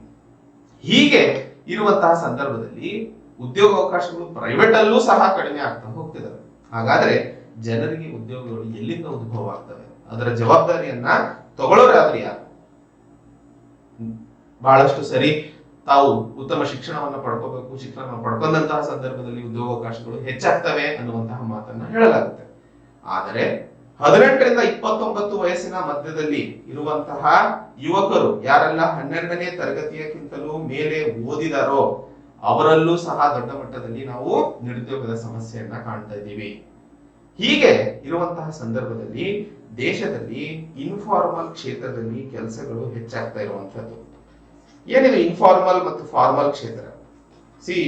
ಯಾವುದಾದ್ರೂ ಸಂದರ್ಭದಲ್ಲಿ ಒಬ್ಬ ವ್ಯಕ್ತಿ ಉದ್ಯೋಗವನ್ನ ಪಡ್ಕೊಂಡಂತಹ ಸಂದರ್ಭದಲ್ಲಿ ಅವರಿಗೆ ಸಾಮಾಜಿಕವಾದಂತಹ ಅಥವಾ ಸೋಷಿಯಲ್ ಬೆನಿಫಿಟ್ಸ್ ಅಂತ ಏನ್ ಕರಿತೀವಿ, ಮೆಡಿಕಲ್, ಹೆಲ್ತ್ ಹಾಗೂ ಜಾಬ್ ಸೆಕ್ಯೂರಿಟಿ ಇರುವಂತಹ ವ್ಯವಸ್ಥೆಯನ್ನ ಅಥವಾ ಉದ್ಯೋಗವನ್ನ ಫಾರ್ಮಲ್ ಎಂಪ್ಲಾಯ್ಮೆಂಟ್ ಅಂತ ಕರಿತೀವಿ. ಅದೇ ಇನ್ಫಾರ್ಮಲ್ ಅಂತಂದ್ರೆ ನೀವು ಬಂದ್ರ, ಕೆಲಸ ಮಾಡಿದ್ರ, ಹೋದ್ರ ಅನ್ನುವಂಥದ್ದು. ಈಗಿನ ಸಂದರ್ಭದಲ್ಲಿ ಗಿಗ್ ಎಕಾನಮಿ ಅನ್ನುವಂಥದ್ದು ಸಹ ಬಹಳ ದೊಡ್ಡ ಮಟ್ಟದಲ್ಲಿ ಚರ್ಚೆಗೆ ಒಳಗಾಗಿದೆ. ಏನಿದು ಗಿಗ್ ಎಕಾನಮಿ ಅಂತಂದ್ರೆ, ಈ ಸಾಫ್ಟ್ವೇರ್ ಕಂಪನಿಯಲ್ಲಿ ತಿಂಗಳ ಸಂಬಳಕ್ಕೆ ಹೋಗಿ ಒಂದಿಷ್ಟು ಪ್ರಾಜೆಕ್ಟ್ ಅಲಾಕೇಟ್ ಮಾಡಿಬಿಟ್ಟು ಮನೆಗೆ ಬರುವಂತದ್ದು ನಮಗೆಲ್ಲ ಗೊತ್ತೇ ಇರುವಂತಹ ಒಂದು ವ್ಯವಸ್ಥೆ. ಈಗ 21ನೇ ಶತಮಾನದಲ್ಲಿ ಇಂಟರ್ನೆಟ್ ಬಳಕೆ ಹಾಗೂ ಒಂದು ಹೊಸ ರೀತಿಯ ಒಂದು ವ್ಯವಸ್ಥೆ, ಅದರಲ್ಲೂ ಆರ್ಥಿಕವಾಗಿ ನಾವು ಕಾಣಿಸ್ತಾ ಇರುವಂತದ್ದು ಏನದು? ಈಗ ತಮಗೊಂದು ವೆಬ್ಸೈಟ್ ನ ಅವಶ್ಯಕತೆ ಇದೆ. ಸೊ ತಾವು ಅದಕ್ಕೋಸ್ಕರ ಒಬ್ಬ ಎಂಪ್ಲಾಯಿನ ಫುಲ್ ಟೈಮ್ ಜಾಬ್ ಕೊಡೋ ಅವಶ್ಯಕತೆ ಇಲ್ಲ. ಆ ಎಂಪ್ಲಾಯಿಗೆ ಆ ಪ್ರಾಜೆಕ್ಟ್ ಮುಗಿಯೋವರೆಗೂ ತಮಗೆ ಕೆಲಸ ಇರುತ್ತೆ. ಆ ಪ್ರಾಜೆಕ್ಟ್ ಮುಗಿದ್ಮೇಲೆ ಕೆಲಸ ಇರಲ್ಲ. ಅದು ಕಾಂಟ್ರಾಕ್ಚುಯಲ್ ಅಂತ ಹೇಳ್ತೀವಿ. ಬಟ್ ಗಿಗ್ ಎಕಾನಮಿ ಅನ್ನುವಂಥದ್ದು ಮುಖ್ಯವಾಗಿ ಪ್ರಾಜೆಕ್ಟ್ಗೆ ಅನುಗುಣವಾಗಿ ಇರುವಂತಹ ಸಂದರ್ಭದಲ್ಲಿ ಕೆಲಸ ಮಾಡಿಬಿಟ್ಟು ಪ್ರಾಜೆಕ್ಟ್ ಮುಗಿದ ಮೇಲೆ ಅವರ ಒಂದು ಅವಶ್ಯಕತೆ ಮುಗಿದು ಹೋಗುತ್ತೆ. ಆ ಒಂದು ಕಾರಣಕ್ಕೆ ಗಿಗ್ ಎಕಾನಮಿ ಬಹಳ ದೊಡ್ಡ ಮಟ್ಟದ ಇಂಪ್ರೂವ್ಮೆಂಟ್ಸ್ ಅನ್ನು ಸಹ ಭಾರತದ ಆರ್ಥಿಕ ವ್ಯವಸ್ಥೆಯಲ್ಲಿ ಕಂಡಿರುವಂತದ್ದು. ಆದರೂ ಗಿಗ್ ಎಕಾನಮಿ ಆಗಿರಬಹುದು ಅಥವಾ ಇನ್ಫಾರ್ಮಲ್ ಎಂಪ್ಲಾಯ್ಮೆಂಟ್ ಆಗಿರಬಹುದು, ಬಹಳ ದೊಡ್ಡ ಮಟ್ಟದಲ್ಲಿ ಉದ್ಯೋಗಾವಕಾಶಗಳನ್ನ ಕಲ್ಪಿಸೋದ್ರಲ್ಲಿ ಸಫಲರಾಗಿಲ್ಲ ಅನ್ನುವಂಥದ್ದನ್ನ ಮುಖ್ಯವಾಗಿ ನೆನಪಿಟ್ಕೋಬೇಕು. ಒಂದು ಕಡೆ ನಾವು ಕಾಣ್ತಾ ಇರುವಂತಹ ಬೆಳವಣಿಗೆ, ಹಾಗಾದ್ರೆ ದೇಶದಲ್ಲಿ ಏನು ಬೆಳೆದೇ ಇಲ್ವಾ ಅನ್ನುವಂತಹ ಪ್ರಶ್ನೆಯನ್ನ ಕೇಳಿದಾಗ, ಕೃಷಿ ಕ್ಷೇತ್ರದಲ್ಲಿ ಹಾಗೂ ಇನ್ಫಾರ್ಮಲ್ ಕ್ಷೇತ್ರದಲ್ಲಿ ಒಂದಿಷ್ಟು ಬೆಳವಣಿಗೆಯನ್ನ ಕಂಡಿದ್ದೀವಿ. ಆದರೆ ಕೃಷಿ ಮತ್ತು ಇನ್ಫಾರ್ಮಲ್ ಕ್ಷೇತ್ರದಿಂದ ಕಲಿಕೆ ಅಥವಾ ಉದ್ಯೋಗಾವಕಾಶಗಳನ್ನ ಹುಡುಕಾಡ್ತಾ ಇರುವಂತಹ ಗ್ರಾಜುಯೇಟ್ಸ್ ಗಳು ಏನಾಗಬೇಕು ಹಾಗೂ ಬಹುದೊಡ್ಡ ಮಟ್ಟದಲ್ಲಿ ಇವತ್ತು ಲಿಟರೇಟ್ ಆಗಿರುವಂತಹ ಯೂತ್ ಗಳು ಏನಾಗಬೇಕು, ಎಲ್ಲಿವರೆಗೂ ಅವರಿಗೆ ನಾವು ಸರಿಯಾದ ದಾರಿಯನ್ನ ಕಲ್ಪಿಸೋಕೆ ಸಾಧ್ಯವಾಗೋದಿಲ್ವೋ, ನಾವು ಈ ದೇಶದಲ್ಲಿ ಹ್ಯೂಮನ್ ರಿಸೋರ್ಸ್, ಮಾನವ ಸಂಪನ್ಮೂಲವನ್ನ ಸರಿಯಾಗಿ ಬಳಸಿ ಅದರಿಂದ ಪ್ರೊಡಕ್ಟಿವಿಟಿಯನ್ನ ಹೆಚ್ಚಿಸಲು ಸಾಧ್ಯವಾಗುವುದಿಲ್ಲ. ಒಂದು ವೇಳೆ ಪ್ರೊಡಕ್ಟಿವಿಟಿಯನ್ನ ಹೆಚ್ಚಿಸಲು ಸಾಧ್ಯವಾಗದೇ ಇರುವಂತಹ ಸಂದರ್ಭದಲ್ಲಿ ಅದನ್ನ ಎಕಾನಮಿಗೆ ಹೆಂಗೆ ಟ್ರಾನ್ಸ್ಫರ್ ಮಾಡ್ತೀರಾ? ಸೊ ಭಾರತದ ಆರ್ಥಿಕ ವ್ಯವಸ್ಥೆ ಬೆಳಿಬೇಕು ಅಂತಂದ್ರೆ ಈ ದೇಶದ ಮಾನವ ಸಂಪನ್ಮೂಲವನ್ನ ಸರಿಯಾಗಿ ಬಳಸುವ ಅವಶ್ಯಕತೆ ಇದೆ. ಅದನ್ನ ಬಳಸಿದಂತಹ ಸಂದರ್ಭದಲ್ಲಿ ಮಾತ್ರ ನಾವು ದೇಶದಲ್ಲಿ ಬೆಳವಣಿಗೆ ಮತ್ತು ಬದಲಾವಣೆ ಕಾಣಲು ಸಾಧ್ಯವಾಗುತ್ತದೆ ಅನ್ನುವಂತಹ ಮಾತನ್ನ ಹೇಳಲು ಇಲ್ಲಿ ಪ್ರಯತ್ನಿಸುತ್ತಿರುವಂತದ್ದು. ಸೊ ಎಂಪ್ಲಾಯ್ಮೆಂಟ್ ಗೆ ಸಂಬಂಧಿಸಿದಂತೆ ಯಾವುದೇ ಪ್ರಶ್ನೆಗಳು ಮುಖ್ಯವಾಗಿ ಬಂದಂತಹ ಸಂದರ್ಭದಲ್ಲಿ director general employment and training ನ ಒಂದು ಫ್ಯಾಕ್ಟ್ ಮುಖ್ಯವಾಗಿ ನೆನಪಿಟ್ಕೊಳ್ಳಿ. ಅದರಲ್ಲೂ ಮ್ಯಾನುಫ್ಯಾಕ್ಚರಿಂಗ್ ಕ್ಷೇತ್ರದಲ್ಲಿ ಏನೆಲ್ಲ ಬದಲಾವಣೆಗಳು ಕಂಡಿವಿ ಅನ್ನುವಂಥದ್ರ ಬಗ್ಗೆಯೂ ತಮಗೆ ಮಾಹಿತಿಯನ್ನು ಸಿಕ್ಕಿರುವಂಥದ್ದು. And central public sector enterprises ಅಲ್ಲಿ ಏನು ವಿಷಯವಿತ್ತು ಅನ್ನುವಂಥದ್ದು ತಮಗೆ ಗೊತ್ತಾಗಿರುವಂಥದ್ದು. ಆ ಫ್ಯಾಕ್ಟ್ಸ್ ಗಳನ್ನ ನೆನ್ಪಿಟ್ಕೊಳ್ಳಿ. ಓವರಾಲ್ ಆಗಿ ತಾವು ಉತ್ತರವನ್ನ ಬರೆಯಬಹುದು ಅಥವಾ ಎಸೆ ಯಾವುದಾದ್ರೂ ಬಂದಂತಹ ಸಂದರ್ಭದಲ್ಲಿ ತಾವು ನೇರವಾಗಿ ಈ ಪಾಯಿಂಟ್ಸ್ ಗಳನ್ನ ಕೋಟ್ ಮಾಡಬಹುದು. ಮುಂದಿನ ಒಂದು ಆರ್ಟಿಕಲ್ ರಿಸರ್ಟಿಂಗ್ ಎ ಡೆಡ್ ಲಾ, ಅಂದ್ರೆ ಸತ್ತಂತಹ ಒಂದು ಕಾನೂನಿಗೆ ಮತ್ತೆ ಮರುಜೀವ ಕೊಡಲು ಪ್ರಯತ್ನಿಸುತ್ತಿರುವಂತಹ ವ್ಯವಸ್ಥೆ ಅಥವಾ ಪ್ರಯತ್ನವನ್ನ ಸರ್ಕಾರ ಇಲ್ಲಿ ಮಾಡ್ತಾ ಇದೆ ಅನ್ನುವಂತಹ ಮಾತನ್ನ ಹೇಳ್ತಾ ಇರುವಂತದ್ದು. ಈ ಒಂದು ಆರ್ಟಿಕಲ್ ಮುಖ್ಯವಾಗಿ section 66A section 66A information technology act 2000ಕ್ಕೆ ಸಂಬಂಧಿಸಿದಂತಹ ಒಂದು ಕಾನೂನಾಗಿರುತ್ತದೆ. ಏನಿದೆ ಸೆಕ್ಷನ್ 66A? ತಮಗೆಲ್ಲ ನೆನಪಿದ್ರೆ 2012ರಲ್ಲಿ ಮುಂಬೈನ ಬಾಲಾ ಸಾಹೇಬ್ ಠಾಕರೆ ಅವರು ಮರಣ ಹೊಂದಂತಹ ಸಂದರ್ಭದಲ್ಲಿ ಠಾಕರೆ ಅವರ ಅಂತಿಮ ಒಂದು ದರ್ಶನ ಅಥವಾ ಅಂತಿಮ ರ್ಯಾಲಿ ನಡೀತಾ ಇದ್ದಂತಹ ಸಂದರ್ಭದಲ್ಲಿ ಪೊಲೀಸರು ಒಂದಿಷ್ಟು ಜಾಗಗಳನ್ನ ಅಥವಾ ರೋಡ್ಗಳನ್ನ ಬ್ಲಾಕ್ ಮಾಡಿದ್ರು. ಆ ಬ್ಲಾಕ್ ಮಾಡಿದಂತಹ ವಿಷಯಕ್ಕೆ ಸಂಬಂಧಿಸಿದಂತೆ ಇಬ್ಬರು ಮುಂಬೈನ ಯುವತಿಯರು ಪೊಲೀಸರ ಬಗ್ಗೆ ಒಂದಿಷ್ಟು ಅವಹೇಳನಕಾರಿ ಮಾತುಗಳನ್ನ ತಮ್ಮ ಫೇಸ್ಬುಕ್ ನಲ್ಲಿ ಹಾಕಿದ್ರು. ಆ ಫೇಸ್ಬುಕ್ ನಲ್ಲಿ ಹೇಳಿದಂತಹ ಅವಹೇಳನಕಾರಿ ಮೆಸೇಜ್ ನ ಆಧಾರದ ಮೇಲೆ ಆ ಇಬ್ಬರು ಹೆಣ್ಣು ಮಕ್ಕಳನ್ನ ಜೈಲಿಗೆ ಹಾಕಲಾಗಿತ್ತು. ಆ ವಿಷಯಕ್ಕೆ ಸಂಬಂಧಿಸಿದಂತೆ ಬಹಳ ದೊಡ್ಡ ಮಟ್ಟದಲ್ಲಿ ಮೀಡಿಯಾದಲ್ಲಿ ಮತ್ತು ಸೋಷಿಯಲ್ ಕ್ಷೇತ್ರಗಳಲ್ಲಿ ಅದರ ಬಗ್ಗೆ ಚರ್ಚೆಯೂ ಸಹ ನಡೆದಿತ್ತು. ಆ ಒಂದು ಕೇಸಿಗೆ ಸಂಬಂಧಿಸಿದಂತೆ ಶ್ರೇಯಾ ಸಿಂಘಾಲ್ ಅನ್ನುವಂತಹ ಒಬ್ಬರು ಲಾ ಸ್ಟೂಡೆಂಟ್, ಆಗಿನ ಸಂದರ್ಭದಲ್ಲಿ ಲಾ ಸ್ಟೂಡೆಂಟ್ ಆಗಿದ್ರು, ಅವರು ಕೇಸನ್ನು ಹಾಕಿರ್ತಾರೆ. So Shreya Singhal versus Union of India ಅನ್ನುವಂತಹ ಒಂದು ಅದ್ಭುತವಾದಂತಹ ಕೇಸ್ ನ ಬಗ್ಗೆಯೂ ತಮಗೆ ಇಲ್ಲಿ ಗೊತ್ತಿರಲೇಬೇಕಾದಂತಹ ಮಾಹಿತಿಯಾಗಿರುತ್ತದೆ. ಈ ಸೆಕ್ಷನ್ 66A ಏನು, ಇದು ಯಾಕೆ ಆ ಒಂದು ಹೆಣ್ಣುಮಕ್ಕಳು ಫೇಸ್ಬುಕ್ ನಲ್ಲಿ ಪೋಸ್ಟ್ ಹಾಕಿದ್ದಕ್ಕೆ ಸಂಬಂಧಿತವಾಗಿದೆ ಅನ್ನುವಂತಹ ಪ್ರಶ್ನೆಯನ್ನ ನಾವು ಕೇಳುವಂತಹ ಸಂದರ್ಭದಲ್ಲಿ ಅದಕ್ಕಿಂತ ಮುನ್ನ ಈ ಒಂದು ಆರ್ಟಿಕಲ್ ನಮಗೆ ಎಲ್ಲಿ ಉಪಯೋಗವಾಗುತ್ತದೆ? ಮುಖ್ಯವಾಗಿ ಈ ಒಂದು ಆರ್ಟಿಕಲ್ ಗವರ್ಮೆಂಟ್ ಪಾಲಿಸಿಗೆ ಸಂಬಂಧಿಸಿದಂತಹ ಮಾಹಿತಿ ಆಗಿರೋದ್ರಿಂದ ನಮಗೆ UPSC GS ಪೇಪರ್ 2 ಅಲ್ಲಿ ಇದು ನಮಗೆ ಅನುಕೂಲವಾಗುವಂತಹ ಮಾಹಿತಿ ಆಗಿರುತ್ತದೆ. ಯಾವ ರೀತಿ ಸರ್ಕಾರ ಕಾನೂನು ಮತ್ತು ಜನರ ಮಾಹಿತಿ ಅಥವಾ ಜನರ ಅಪೇಕ್ಷೆ ಏನಿದೆ ಸರ್ಕಾರದಿಂದ ಅನ್ನುವಂತಹ ವಿಷಯಕ್ಕೆ ಸಂಬಂಧಿಸಿದಂತಹ ಚರ್ಚೆ ಅದಾಗಿರುತ್ತದೆ. ಸೊ ಸೆಕ್ಷನ್ 66A ಮುಖ್ಯವಾಗಿ ಯಾರಾದರೂ ಒಬ್ಬ ವ್ಯಕ್ತಿ ಇನ್ನೊಬ್ಬ ವ್ಯಕ್ತಿಗೆ ಮೆಸೇಜ್ ಆನ್ಲೈನ್ ಕಮ್ಯುನಿಕೇಶನ್ ಮೂಲಕ ಅಫೆನ್ಸಿವ್ ಅಥವಾ ಅವಹೇಳನಕಾರಿ ಮೆಸೇಜ್ ಅಥವಾ ಭಾಷೆಯನ್ನ ಉಪಯೋಗಿಸಿದಂತಹ ಸಂದರ್ಭದಲ್ಲಿ ಅದರ ವಿರುದ್ಧ ಕಾನೂನಾತ್ಮಕ ಕ್ರಮಗಳನ್ನ ತಗೊಳ್ಳುವಂತಹ ವ್ಯವಸ್ಥೆಯನ್ನ ಇಲ್ಲಿ ಮಾಡಿರುವಂತದ್ದು. ಇಲ್ಲಿ ಅವಹೇಳನಕಾರಿ ಅನ್ನುವಂಥದ್ದಕ್ಕಿಂತ ಯಾವುದಾದ್ರೂ ಮಾತು ಅವಹೇಳನಕಾರಿ ಅಥವಾ ಸರಿ ಅಲ್ಲ ಅಂತ ಪೊಲೀಸಿಗೆ ಅನ್ಸಿದ್ದಂತಹ ಸಂದರ್ಭದಲ್ಲಿ ಅವ್ರ ವಿರುದ್ಧ ಕೇಸ್ ಹಾಕಬಹುದು. ಈಗ ಯಾರೋ ಒಬ್ಬ ವ್ಯಕ್ತಿ ತನಗೆ ಸರಿ ಅನ್ಸಿದ್ದು ಅಥವಾ ತಪ್ಪು ಅನ್ಸಿದ್ರ ಬಗ್ಗೆ ಮಾಹಿತಿ ಹೇಳುವಂಥದ್ದು ಅವನ ಮೂಲಭೂತ ಹಕ್ಕಾಗಿರುತ್ತದೆ. ಯಾವುದರ ಅಡಿಯಲ್ಲಿ? ಆರ್ಟಿಕಲ್ 19 ಸಬ್ ಕ್ಲಾಸ್ 1 ಅಡಿಯಲ್ಲಿ ಮೂಲಭೂತ ಹಕ್ಕುಗಳನ್ನ ಚೆನ್ನಾಗಿ ತಿಳ್ಕೊಳ್ಳಿ. ಯಾಕಂದ್ರೆ ಬಹಳಷ್ಟು ಆರ್ಟಿಕಲ್ಸ್ ಗಳು ನಾವು ಏನು ಓದ್ತೀವೋ ಇದಕ್ಕೆ ಸಂಬಂಧಿತವಾಗಿರ್ತವೆ. ಅದ್ರ ಬಗ್ಗೆ ಅಂದ್ರೆ ಮೂಲಭೂತ ಹಕ್ಕುಗಳ ಬಗ್ಗೆ ಸಂಬಂಧಿಸಿದಂತೆ ನಾನು ಬೇಕಾದ್ರೆ ಫುಲ್ ಕ್ಲಾಸ್ ಇನ್ನೊಂದ್ಸರಿ ಮಾಡ್ತೀನಿ. ಬಟ್ ಇವತ್ತು freedom of speech and expression, ಮನುಷ್ಯರಿಗೆ ಮಾತಾಡಲು ಮತ್ತು ಅವರ ಎಕ್ಸ್ಪ್ರೆಸ್ ಮಾಡುವಂತಹ ಮೂಲಭೂತ ಹಕ್ಕಾಗಿರುವಂತದ್ದು ಪಾರ್ಟ್ 3 ಸಂವಿಧಾನದಲ್ಲಿ ಆರ್ಟಿಕಲ್ 19 ಸಬ್ ಕ್ಲಾಸ್ 1 ಅಡಿಯಲ್ಲಿ. ಈಗ ಒಬ್ಬ ವ್ಯಕ್ತಿ ಸ್ವತಂತ್ರವಾಗಿ ತನಗೆ ಅನಿಸಿರುವಂತಹ ಅನಿಸಿಕೆಗಳನ್ನ ಆನ್ಲೈನ್ ಮೂಲಕ ಹಾಕುವಂತದ್ದನ್ನ ಕಟ್ ಹಾಕ್ತಾ ಇರುವಂತದ್ದು ಸೆಕ್ಷನ್ 66A IT ಆಕ್ಟ್ 2000. ಆ ವಿಷಯಕ್ಕೆ ಸಂಬಂಧಿಸಿದಂತೆ ಆನ್ಲೈನ್ ನಲ್ಲಿ ಮೆಸೇಜ್ ಹಾಕಿದಂತಹ ಇಬ್ಬರು ಹುಡುಗಿಯರನ್ನ ಪೊಲೀಸರು ಏನು ಅರೆಸ್ಟ್ ಮಾಡಿದಾರೋ ಇದರ ಆಧಾರದ ಮೇಲೆ ಇದರ ಒಂದು ವಿರುದ್ಧವಾಗಿದೆ ಅನ್ನುವಂತಹ ಕೇಸು ಈ Shreya Singhal versus Union of India case ಆಗಿತ್ತು.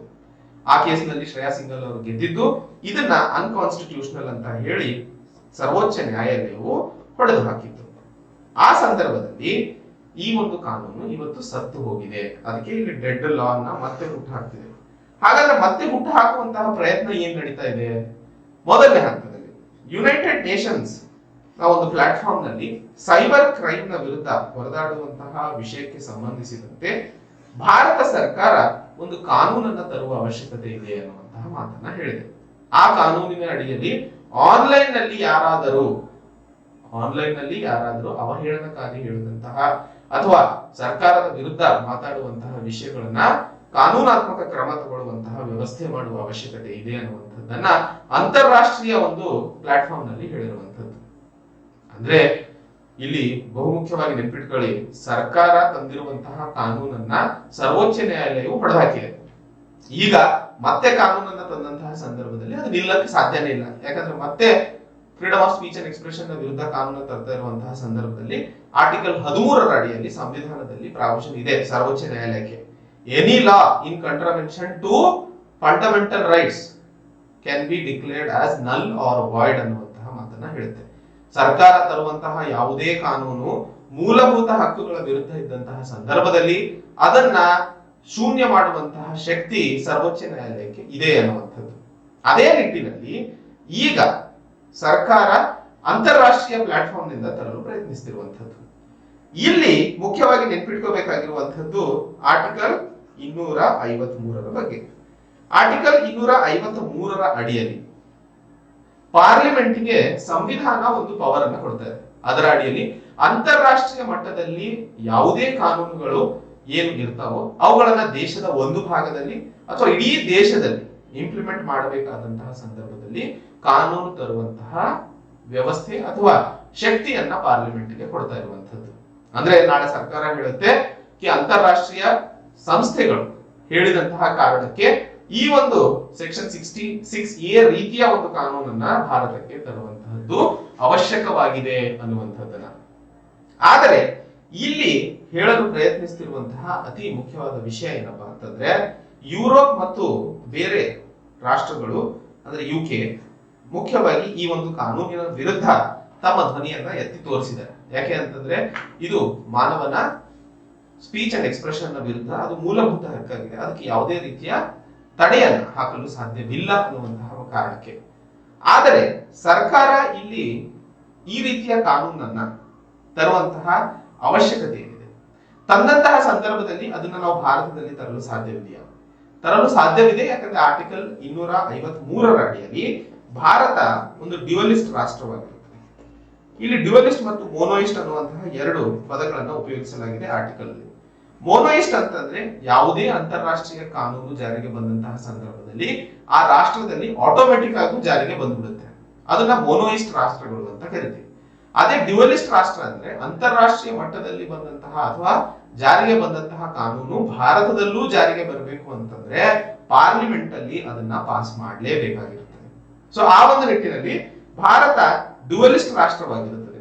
ಸೊ ಪಾರ್ಲಿಮೆಂಟ್ ಈಗ ಈ ಒಂದು ಕಾನೂನನ್ನ ಜಾರಿಗೆ ತಂದಂತಹ ಸಂದರ್ಭದಲ್ಲಿ ಹೇಗೆ ಸಾಧ್ಯವಾಗುತ್ತದೆ ಅನ್ನುವಂಥದ್ದು ಮೊದಲನೇ ಪ್ರಶ್ನೆ. ಎರಡನೇ ಹಂತದಲ್ಲಿ ಹಾಗಾದ್ರೆ ಮೋನೋಯಿಸ್ಟ್ಗೆ ಸಂಬಂಧಿಸಿದಂತಹ ಸನ್ನಿವೇಶಗಳು ನಾವು ಎದುರಾಗಿರುವ ಭಾರತದಲ್ಲಿ ಅಂತಂದಾಗ ಒಂದೆರಡು ಕೇಸ್ಗಳಲ್ಲಿ ಸರ್ವೋಚ್ಚ ನ್ಯಾಯಾಲಯವು, ಉದಾಹರಣೆಗೆ Vishaka versus State of Rajasthan case 1997, NALSA versus Union of India 2014, Puttaswamy versus Union of India. ಈ ಕೇಸ್ ಬಹಳ ಇಂಪಾರ್ಟೆಂಟ್ ಕೇಸ್. ಯಾಕಂದ್ರೆ 2018ರಲ್ಲಿ ಆದಂತಹ ಈ ಒಂದು ಕೇಸ್ ಬಹುಮುಖ್ಯಕರವಾಗಿರುವಂತದ್ದು ರೈಟ್ ಟು ಪ್ರೈವಸಿಗೆ ಬಗ್ಗೆ. ಪ್ರೈವಸಿಯು ಸಹ ಮಾನವನ ಮೂಲಭೂತ ಹಕ್ಕಾಗಿರುತ್ತದೆ ಅನ್ನುವಂತಹ ಮಾತನ್ನ ಈ Puttaswamy versus Union of India 2018ರ ಕೇಸಲ್ಲಿ ಹೇಳಿರುವಂತದ್ದು. ಸೊ ಈ NALSA versus Union of India, Puttaswamy versus Union of India ಹಾಗೂ Vishaka versus State of Rajasthan 1997, ಈ ಮೂರು ಕೇಸ್ನಲ್ಲಿ ಅಂತಾರಾಷ್ಟ್ರೀಯ ಕಾನೂನಿನ ಆಧಾರದ ಮೇಲೆ ಸರ್ವೋಚ್ಚ ನ್ಯಾಯಾಲಯವು ದೇಶದಲ್ಲಿ ಒಂದಿಷ್ಟು ಕಾನೂನನ್ನ ಲಾಗು ಮಾಡುವಂತಹ ನಿರ್ದೇಶನಗಳನ್ನ ಕೊಟ್ಟಿತ್ತು. ಅಂದ್ರೆ ಪಾರ್ಲಿಮೆಂಟ್ ಅಲ್ಲಿ ಪಾಸ್ ಮಾಡಿಲ್ಲ, ಹಾಗಾದ್ರೆ ಮೋನೋಯಿಸ್ಟ್ ಆಗಿದೆ ಭಾರತ ಅಂತ ಹೇಳ್ಬಹುದು. ಅದ್ರ ಬದಲಿಗೆ ಡ್ಯುಯಲಿಸ್ಟ್ ಕಡೆಯಿಂದ ಮೋನೋಯಿಸ್ಟ್ ಕಡೆಗೆ ಒಂದಿಷ್ಟು ನಾವು ಬದಲಾಗ್ತಾ ಇದ್ದೀವಿ ಅನ್ನುವಂತಹ ಮಾತನ್ನ ಮುಖ್ಯವಾಗಿ ಇಲ್ಲಿ ಉದಾಹರಣೆಯಾಗಿ ಇಟ್ಕೋಬಹುದು. ನಾವು ಮೋನೋಯಿಸ್ಟ್ ಕಲ್ಚರ್ ಅಥವಾ ಮೋನೋಯಿಸ್ಟ್ ಫಿಲಾಸಫಿಗೆ ಒಳಗಾಗಿದೀವ ಇಲ್ಲ ಅಂದ್ರೆ ಹೌದು.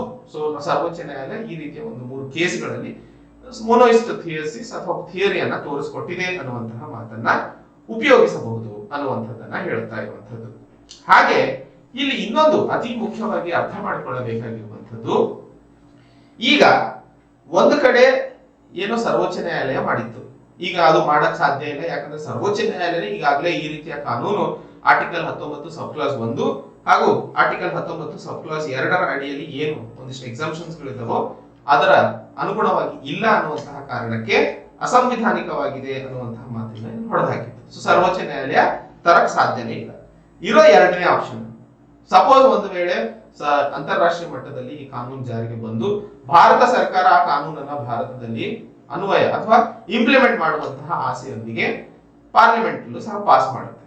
ಬಟ್ ಆರ್ಟಿಕಲ್ 13ರ ಅಡಿಯಲ್ಲಿ ಎನಿ ಲಾ, ಯಾವುದೇ ಕಾನೂನು, ಒಂದ್ ಸರಿ ಬರಲಿ ಎರಡು ಸರಿ ಬರಲಿ, any law in contravention to fundamental rights can be declared as null and void ಅಂತ ಹೇಳ್ತಾ ಇರುವಂತಹ ಕಾರಣಕ್ಕೆ ಮತ್ತೆ ಆ ಒಂದು ಕಾನೂನನ್ನ ಹಿಂದಿನ Shreya Singhal versus Union of India ಕೇಸ್ನ ಆಧಾರದ ಮೇಲೆ ಮತ್ತೆ ಹೊಸ ಕಾನೂನು ಭಾರತ ತಂದಂತಹ ಸಂದರ್ಭದಲ್ಲಿ ಅದನ್ನೂ ಸಹ ಹೊಡೆದು ಹಾಕಲಾಗುತ್ತದೆ ಅನ್ನುವಂತಹ ಮಾತನ್ನ ಇಲ್ಲಿ ಮುಖ್ಯವಾಗಿ ಹೇಳಲು ಪ್ರಯತ್ನಿಸ್ತಿರುವಂತದ್ದು.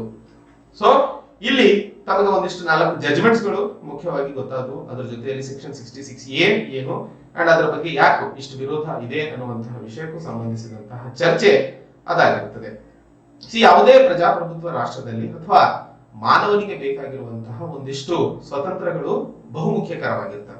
ಇಲ್ಲ ಅಂತಂದ್ರೆ ಅದ್ರ ಬಗ್ಗೆ ಆಲೋಚನೆ ಮಾಡಿ ಮಾಡಿ ಮನಸ್ಸಲ್ಲೇ ಇಟ್ಕೊಂಡು ಹೊರಬರುವಂತಹ ಸಮಸ್ಯೆಗಳು ಅಥವಾ ವೈಲೆನ್ಸ್ಗೆ ತಿರುಗುವಂತಹ ಕಾರಣಗಳು ಜಾಸ್ತಿ ಆಗ್ತವೆ.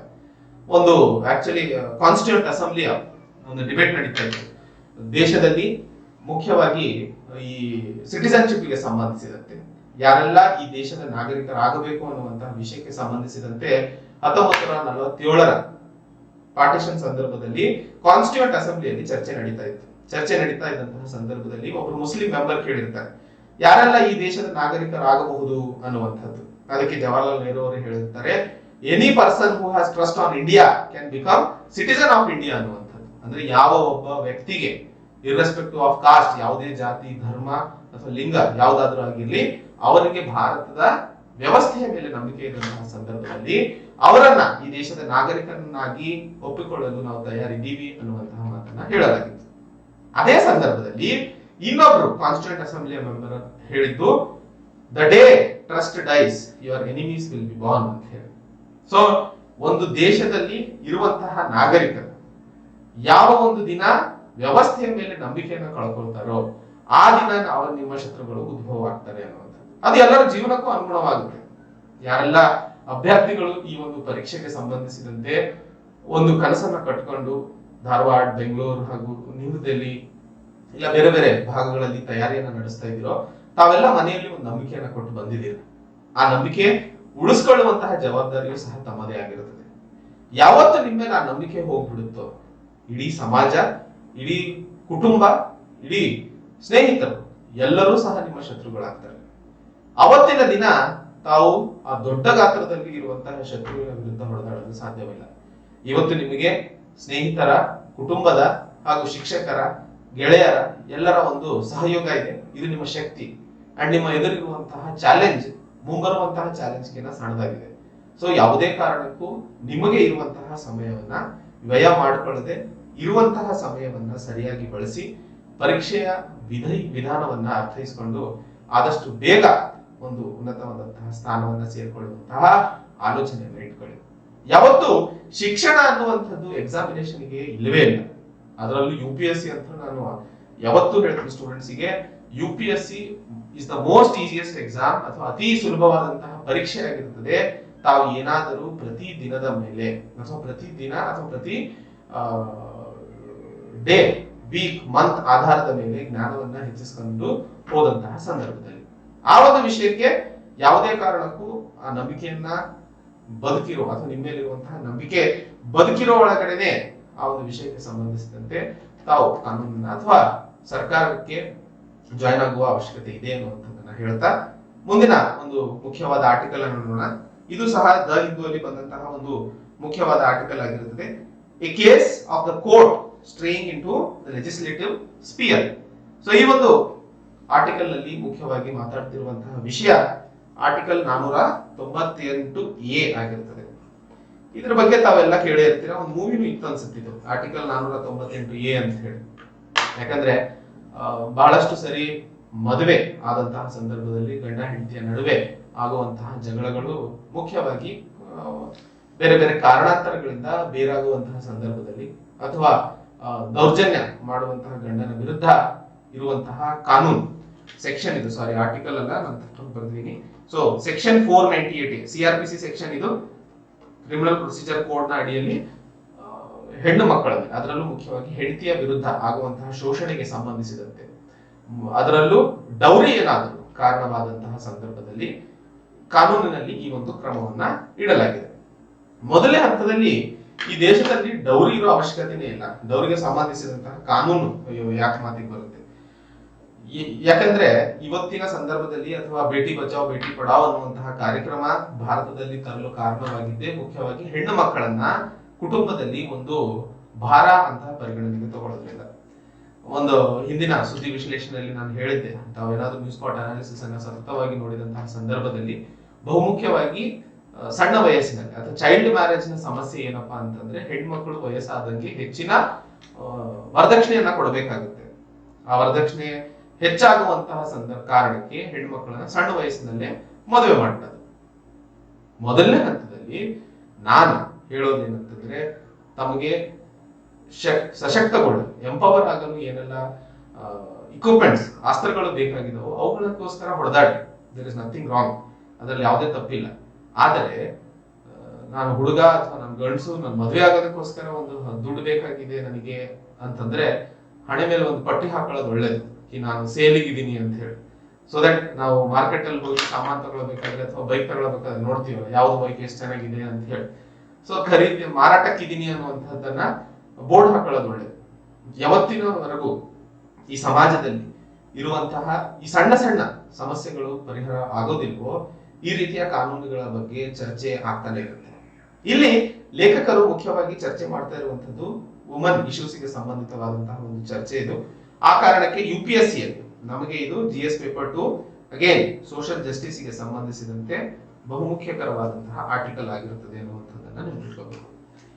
ದೇಶದಲ್ಲಿ ಈ ಒಂದು ಡೌರಿಗೆ ಸಂಬಂಧಿಸಿದಂತೆ 498A ಅನ್ನ ದುರ್ಬಳಕೆ ಮಾಡಲಾಗ್ತಿದೆ ಅನ್ನುವಂತಹ ಚರ್ಚೆಯು ಬಹಳ ಆಗ್ತಿತ್ತು. ಅದೇ ರೀತಿಯ ಒಂದು ಕೇಸು ಅಲಹಾಬಾದ್ ಹೈಕೋರ್ಟ್ ನ ಎದುರಿಗೆ ಬಂದಿತ್ತು.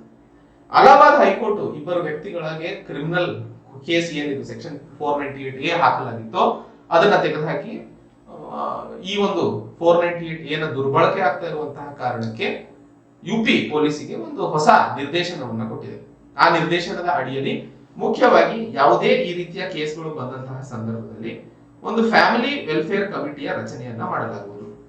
ಈ ಫ್ಯಾಮಿಲಿ ವೆಲ್ಫೇರ್ ಕಮಿಟಿ FIR ಆದ ಕೂಡಲೇ ಪೊಲೀಸರು ಆ FIR ಅನ್ನ ಫ್ಯಾಮಿಲಿ ವೆಲ್ಫೇರ್ ಕಮಿಟಿಗೆ ಕೊಡಬೇಕು. ಈ family welfare committee district legal service ಅಥಾರಿಟಿಯ ಅಡಿಯಲ್ಲಿ ಇರುವಂತದ್ದು. ಈ ಫ್ಯಾಮಿಲಿ ವೆಲ್ಫೇರ್ ಕಮಿಟಿ ಕೊಡುವಂತಹ ರಿಪೋರ್ಟ್ ನ ಆಧಾರದ ಮೇಲೆ ಮುಂದಿನ ಕ್ರಮವನ್ನ ಪೊಲೀಸರು ಕೈಗೊಳ್ಳಬೇಕು ಅನ್ನುವಂಥದ್ದನ್ನ ಹೊಸದಾಗಿ ನಿರ್ದೇಶನಗಳನ್ನ ಅಲಹಾಬಾದ್ ಹೈಕೋರ್ಟ್ ಕೊಡ್ತಾ ಇರುವಂತದ್ದು.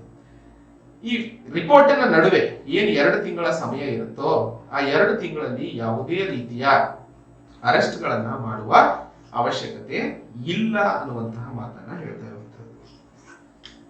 ಯಾವತ್ತಿಗೂ ಪೇಟ್ರಿಯಾರ್ಕಲ್ ಸೊಸೈಟಿಯಲ್ಲಿ ತಾವು ನೋಡಿದಂತಹ ಸಂದರ್ಭದಲ್ಲಿ ಇರುವಂತಹದ್ದು ಗಂಡು ಮಕ್ಕಳಿಗೆ ಯಾವ ರೀತಿಯಲ್ಲಾದ್ರೂ ಸರಿ ಅವರ ಅನುಕೂಲಕ್ಕೆ ಬೇಕಾದಂತಹ ಕಾನೂನುಗಳು. ಈಗ ಈ 498A ವಿರುದ್ಧ ಸಮಾಜದಲ್ಲಿ ಇರುವಂತಹ ಅತಿ ದೊಡ್ಡ ವಿರೋಧ ಏನಪ್ಪಾ ಅಂತಂದ್ರೆ ಅರೆಸ್ಟ್. ಈ ಕೇಸ್ ಏನಾದ್ರೂ ಹುಡುಗಿ ಹೋಗಿ ಸ್ಟೇಷನ್ ಅಲ್ಲಿ FIR ಹಾಕ್ಸಿದ್ರು ಅಂತಂದ್ರೆ ಆಟೋಮೆಟಿಕಲಿ ಫಸ್ಟ್ ಹುಡುಗರಿಗೆ ಅರೆಸ್ಟ್ ಮಾಡ್ತಾರೆ. ಆದರೆ ಆ ಅರೆಸ್ಟ್ ಅಥವಾ ಬೇರೆ ರೀತಿಯ ಸಮಾಜದಲ್ಲಿ ಇರುವಂತಹ ಖಿನ್ನತೆ ಅಥವಾ ಆಗುವಂತಹ ವಿರೋಧಗಳಿಗೆ ಭಯ ಇಲ್ಲ ಹೊರತು ಹೇಗೆ ಈ ಕಾನೂನನ್ನ ತಮಗೆ ಬದಲಾಯಿಸಿಕೊಳ್ಳಲು ಸಾಧ್ಯವಾಗುತ್ತದೆ ಅನ್ನುವಂತಹ ಹೋರಾಟ ಮೊದಲಿಂದಾನೇ ಇತ್ತು. ಇವತ್ತು ಅಲಹಾಬಾದ್ ಹೈಕೋರ್ಟ್ ಈ ರೀತಿಯ ಒಂದು ತೀರ್ಪನ್ನ ಕೊಟ್ಟಿರುವಂತಹ ಕಾರಣಕ್ಕೆ ಯಾರೆಲ್ಲ ಹೆಣ್ಣು ಮಕ್ಕಳು ನಿಜವಾಗಿಯೂ ವರದಕ್ಷಿಣೆಯ ಕಿರುಕುಳಕ್ಕೆ ಒಳಗಾಗಿ ಸೂಸೈಡ್ ಮಾಡ್ಕೊಳ್ತಾರೋ ಅಥವಾ ಮನೆ ಬಿಟ್ಟು ಹೋಗ್ತಾರೋ ಅಥವಾ ಮನೆಯಿಂದ ಹೊರಹಾಕಿದ ಕಾರಣಕ್ಕೆ ಮಾನಸಿಕವಾಗಿ ಒಂದಿಷ್ಟು ಸಮಸ್ಯೆಗಳಿಗೆ ಒಳಗಾಗ್ತಾರೋ ಅವರಿಗೆ ನ್ಯಾಯ ಯಾರು ಕೊಡಲು ಸಾಧ್ಯ, ಹೇಗೆ ಕೊಡಲು ಸಾಧ್ಯ? ಅದರ ಬಗ್ಗೆ ಪ್ರಶ್ನೆ ಇಲ್ಲಿ ಮುಖ್ಯವಾಗಿ ಕೇಳಬೇಕಾಗಿರುವಂತ. ನೋಡೋಣ, ಅದಕ್ಕೆ ಸರ್ಕಾರ ಅಥವಾ ಇಲ್ಲಿ ಲೇಖಕರು ಸಹ ಒಂದಿಷ್ಟು ಉತ್ತರಗಳನ್ನ ಕೊಡ್ತಾ ಇರುವಂತದ್ದು ಅಂತದಲ್ಲಿ ನಾವು ನೋಡ್ತೀವಿ. ಯಾವ ರೀತಿ ಅದಕ್ಕೆ ನಾವು ಉತ್ತರವನ್ನು ಕಂಡುಹಿಡಿಯಲು ಸಾಧ್ಯವಾಗುತ್ತದೆ ಅನ್ನುವಂಥದ್ದು. ಇಲ್ಲಿ ಮುಖ್ಯವಾಗಿ ಪ್ರಶ್ನೆ ಇರುವಂತಹದ್ದು, ಈ ರೀತಿಯ ಒಂದು ಕ್ರಮವನ್ನ ಉಚ್ಚ ನ್ಯಾಯಾಲಯವು ಅಲಹಾಬಾದ್ ಹೈಕೋರ್ಟ್ ಮಾಡಲು ಸಾಧ್ಯವಿದೆಯಾ ಅನ್ನುವಂತಹ ಮಾತನ್ನ ಹೇಳಲು ಪ್ರಯತ್ನಿಸುತ್ತಿರುವಂತದ್ದು.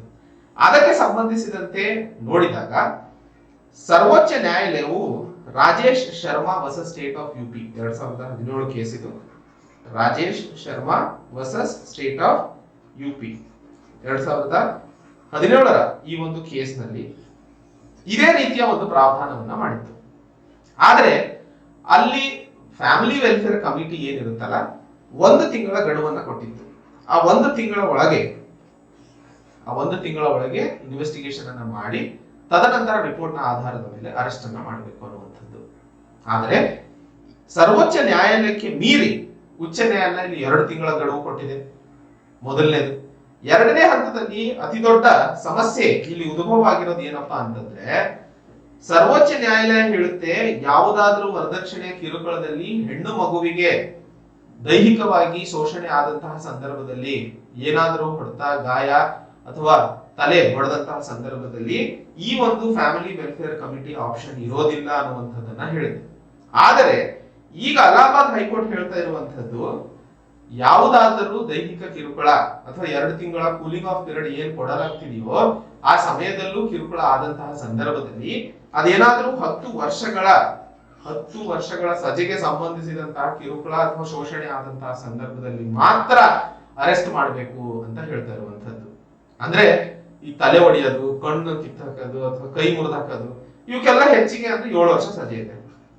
ಅಂದ್ರೆ ಕೊಲೆನೆ ಮಾಡ್ಕೊಡ್ಬೇಕಂದ್ರೆ ಹಾಗಂತ ಹೇಳಿ ಸರ್ವೋಚ್ಚ ನ್ಯಾಯಾಲಯ ಅಥವಾ ಉಚ್ಚ ನ್ಯಾಯಾಲಯ ಮಾಡೋದು ತಪ್ಪು ಅಂತ ಹೇಳ್ತಾ ಇಲ್ಲ. ಇಲ್ಲಿ ನಾವು ಅರ್ಥ ಮಾಡ್ಕೊಳ್ಬೇಕಾಗಿರುವಂತದ್ದು ಇದರ ಬಗ್ಗೆ ಆಲೋಚಿಸುವ ಅವಶ್ಯಕತೆ ಇತ್ತು ಅನ್ನುವಂಥದ್ದು.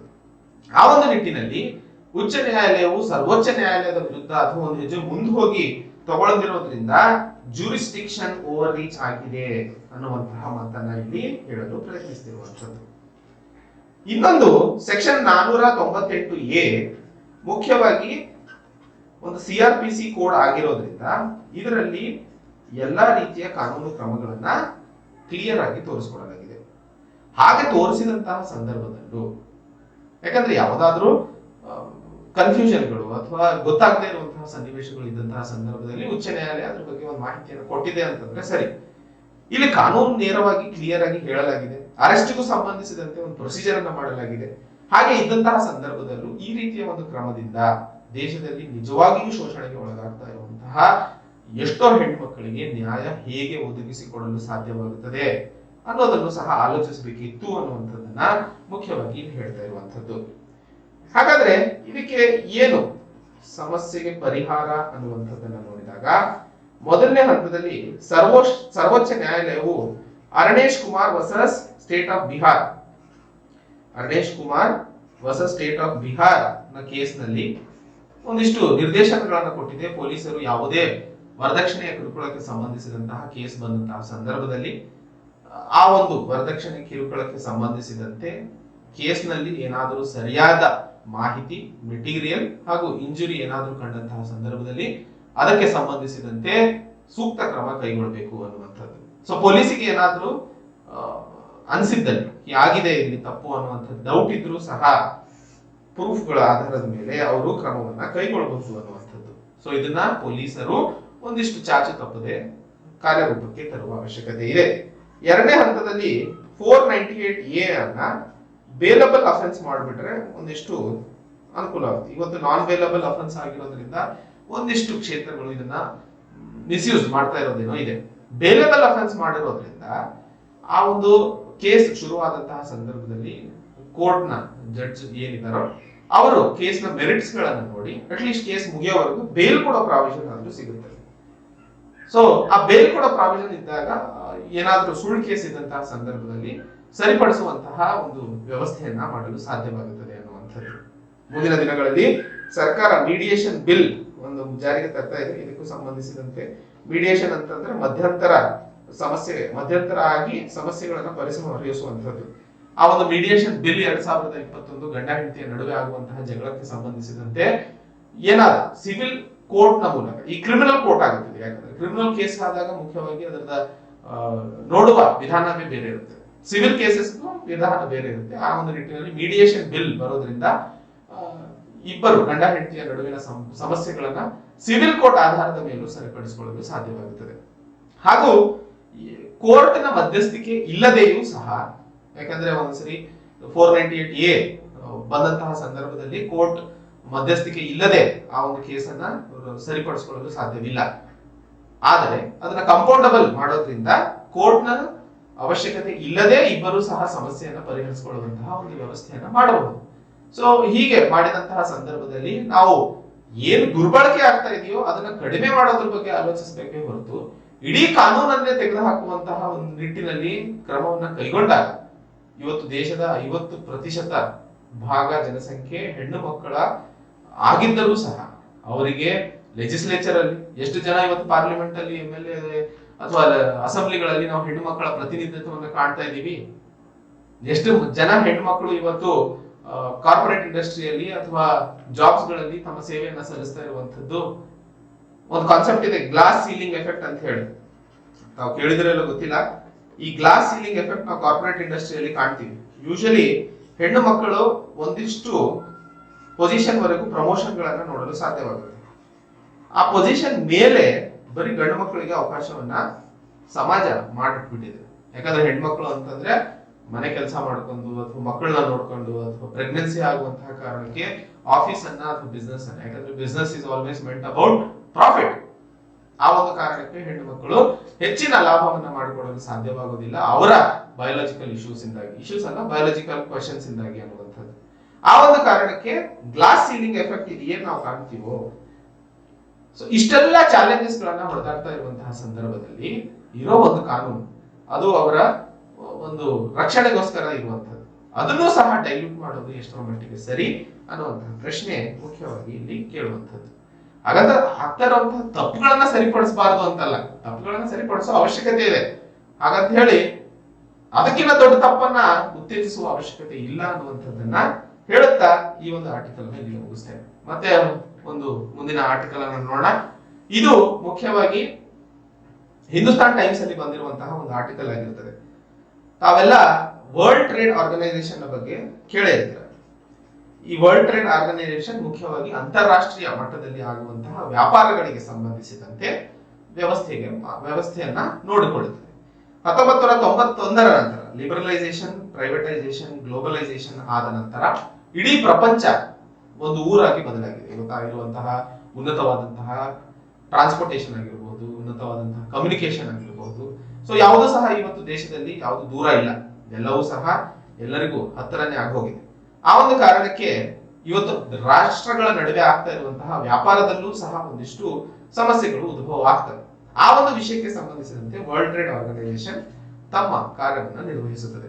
ಇಲ್ಲಿ ಮಾಡ್ತಾ ಇರುವಂತಹ ಚರ್ಚೆ ವರ್ಲ್ಡ್ ಟ್ರೇಡ್ ಆರ್ಗನೈಸೇಷನ್ ಗೆ ಸಂಬಂಧಿತವಾಗಿರೋದ್ರಿಂದ ಇದು ನಮಗೆ UPSC GS ಪೇಪರ್ 3 ಅಥವಾ GS ಪೇಪರ್ 2 ಇಂಟರ್ನ್ಯಾಷನಲ್ ರಿಲೇಷನ್ಸ್ ಅಥವಾ ಇಂಟರ್ನ್ಯಾಷನಲ್ ಆರ್ಗನೈಸೇಷನ್ಸ್ ಗೆ ಸಂಬಂಧಿಸಿದಂತೆ ಬಹುಮುಖ್ಯಕರವಾಗಿ ಅನುಕೂಲವಾಗುತ್ತದೆ ಅನ್ನುವಂಥದ್ದನ್ನ ನೆನಪಿಟ್ಕೋಬೇಕು. ಇಲ್ಲಿ ಚರ್ಚೆ ಏನಕ್ಕೆ ಮಾಡ್ತಾ ಇದೀವಿ ಅಂತಂದ್ರೆ, ಒಂದಿಷ್ಟು ದಿನಗಳ ಹಿಂದೆ ಮಿನಿಸ್ಟ್ರಿಯಲ್ ಕಾನ್ಫರೆನ್ಸ್ ನಡೆದಿತ್ತು. 12ನೇ ministerial conference World Trade Organization ನಡೆಸಲಾಗಿತ್ತು. ಹಿಂದಿನ ಒಂದು ಮಿನಿಸ್ಟ್ರಿಯಲ್ ಕಾನ್ಫರೆನ್ಸ್ 11ನೇದು ಏನು ಬ್ಯೂನೋಸ್ ಐರೆಸ್ ಅಲ್ಲಿ ನಡೆದಿತ್ತು, ಅದು ಫೇಲ್ ಆಗಿತ್ತು. ಆದಂತಹ ಸಂದರ್ಭದಲ್ಲಿ ಮಿನಿಸ್ಟ್ರಿಯಲ್ ಕಾನ್ಫರೆನ್ಸ್ 12ನೇದು ಏನಿತ್ತಲ್ಲ, ಇದರಲ್ಲಿ ಬಹಳಷ್ಟು ಆಸಕ್ತಿ ಅಥವಾ ಆಲೋಚನೆ, ಅಪೇಕ್ಷೆಗಳನ್ನು ಇಡಲಾಗಿತ್ತು. ಆ ಒಂದು ನಿಟ್ಟಿನಲ್ಲಿ ಭಾರತವು ಸಹ ಒಂದಿಷ್ಟು ಅಪೇಕ್ಷೆಗಳೊಂದಿಗೆ ಈ ಮಿನಿಸ್ಟ್ರಿಯಲ್ ಕಾನ್ಫರೆನ್ಸ್ಗೆ ಹೋದಂತಹ ಸಂದರ್ಭದಲ್ಲಿ ಇದಕ್ಕೆ ಸಂಬಂಧಿತವಾಗಿ ಏನೆಲ್ಲ ಲಾಭಗಳನ್ನ ಸರ್ಕಾರ ಪಡ್ಕೊಂಡಿದೆ ಅನ್ನುವಂತಹ ವಿಷಯಕ್ಕೆ ಸಂಬಂಧಿಸಿದಂತಹ ಚರ್ಚೆ ಈ ಒಂದು ಆರ್ಟಿಕಲ್ ಅಲ್ಲಿ ನಾವು ಮಾಡಲಿದ್ದೇವೆ. ಮೊದಲನೇ ಹಂತದಲ್ಲಿ ಡ್ರಗ್ ಲೈಸೆನ್ಸ್ ನ ಬಗ್ಗೆ ಮಾತಾಡ್ತಾ ಇರುವಂತದ್ದು. ತಮಗೆಲ್ಲ ಗೊತ್ತಿರೋ ಹಾಗೆ 2020 ಇಡೀ ಪ್ರಪಂಚಕ್ಕೆ ಕರಾಳ ರಾಷ್ಟ್ರವಾಗಿತ್ತು. ಬಂದಂತಹ ಕೋವಿಡ್ ಇಡೀ ವ್ಯವಸ್ಥೆಯನ್ನೇ ಮೇಲೆ ಕೆಳಗೆ ಮಾಡಿತ್ತು. ಸೊ ನಾವು ಹೆಂಗೆ AD ಮತ್ತು BC ಅಂತ ಓದ್ತೀವಿ, ಅದೇ ರೀತಿಯಲ್ಲಿ ಕೋವಿಡ್ ಹಿಂದಿನ ಒಂದು ವರ್ಷವಾಗಿತ್ತು, ಸಮಯವಾಗಿತ್ತು. ಕೋವಿಡ್ ಮುಂದಿನ ಒಂದು ಹೊಸ ಸಮಯವಾಗಿದೆ. ಸೊ ಆ ಒಂದು ನಿಟ್ಟಿನಲ್ಲಿ ಕೋವಿಡ್ ಆದಂತಹ ಸಂದರ್ಭದಲ್ಲಿ ಈ ಡ್ರಗ್ಸ್ ಅಥವಾ ಔಷಧಿಗಳ ಅವಶ್ಯಕತೆ ಬಹಳ ದೊಡ್ಡ ಮಟ್ಟದಲ್ಲಿ ಇತ್ತು.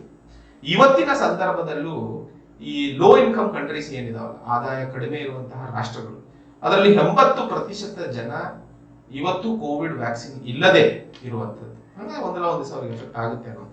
ಎಲ್ಲಿಯವರೆಗೆ ಈ ಪ್ರಪಂಚದಲ್ಲಿ ನಾವು ವ್ಯಾಕ್ಸಿನ್ ಅನ್ನ ಸೇರಿಸಲು ಸಫಲರಾಗೋದಿಲ್ವೋ ಕೋವಿಡ್ ನ ಸಮಸ್ಯೆ ಇನ್ನೂ ಹೆಚ್ಚಾಗುತ್ತೆ ಹೊರತು ಕಡಿಮೆ ಆಗೋದಿಲ್ಲ. ಆದರೆ ಹಿಂದಿನ ಒಂದು ವಿಷಯಕ್ಕೆ ಸಂಬಂಧಿಸಿದಂತೆ ನಾನು ಚರ್ಚೆ ಮಾಡ್ತಾ ಇದ್ದಂತಹ ಸಂದರ್ಭದಲ್ಲಿ ಹೇಳಿದೆ, ಯಾವುದೇ ವ್ಯಾಪಾರ ಅದರ ಮೂಲ ಉದ್ದೇಶ ಲಾಭ ಆಗಿರುತ್ತೆ. ಸೊ ಈ ವ್ಯಾಕ್ಸಿನ್ ಅಥವಾ ಏನ್ ಡ್ರಗ್ ಅಂತೀನೋ ಇದನ್ನ ದೊಡ್ಡ ದೊಡ್ಡ ಫಾರ್ಮಸಿ ಕಂಪನಿಗಳು ತಯಾರಿ ಮಾಡ್ತಾರೆ. ತಯಾರಿ ಮಾಡುವಂತಹ ಸಂದರ್ಭದಲ್ಲಿ ಅವರು ಇದಕ್ಕೆ ಹೆಚ್ಚಿನ ರಿಸರ್ಚ್ ಅಂಡ್ ಡೆವಲಪ್ಮೆಂಟ್ ಗೆ ಹೂಡಿಕೆಯು ಮಾಡಿರ್ತಾರೆ. ಮಾಡಿದಂತಹ ಸಂದರ್ಭದಲ್ಲಿ ಅದನ್ನ ಲಾಭ ತೆಗೆಯುವಂಥದ್ದು ಇವರ ಮೂಲ ಉದ್ದೇಶವಾಗಿರುವಂಥದ್ದು. ಈ ವಿಷಯಕ್ಕೆ ಸಂಬಂಧಿಸಿದಂತೆ ವರ್ಲ್ಡ್ ಟ್ರೇಡ್ ಆರ್ಗನೈಸೇಷನ್ ಅಲ್ಲಿ ಭಾರತ ಒಂದು ಪ್ರಪೋಸಲ್ ಅನ್ನ ಇಟ್ಟಿತ್ತು.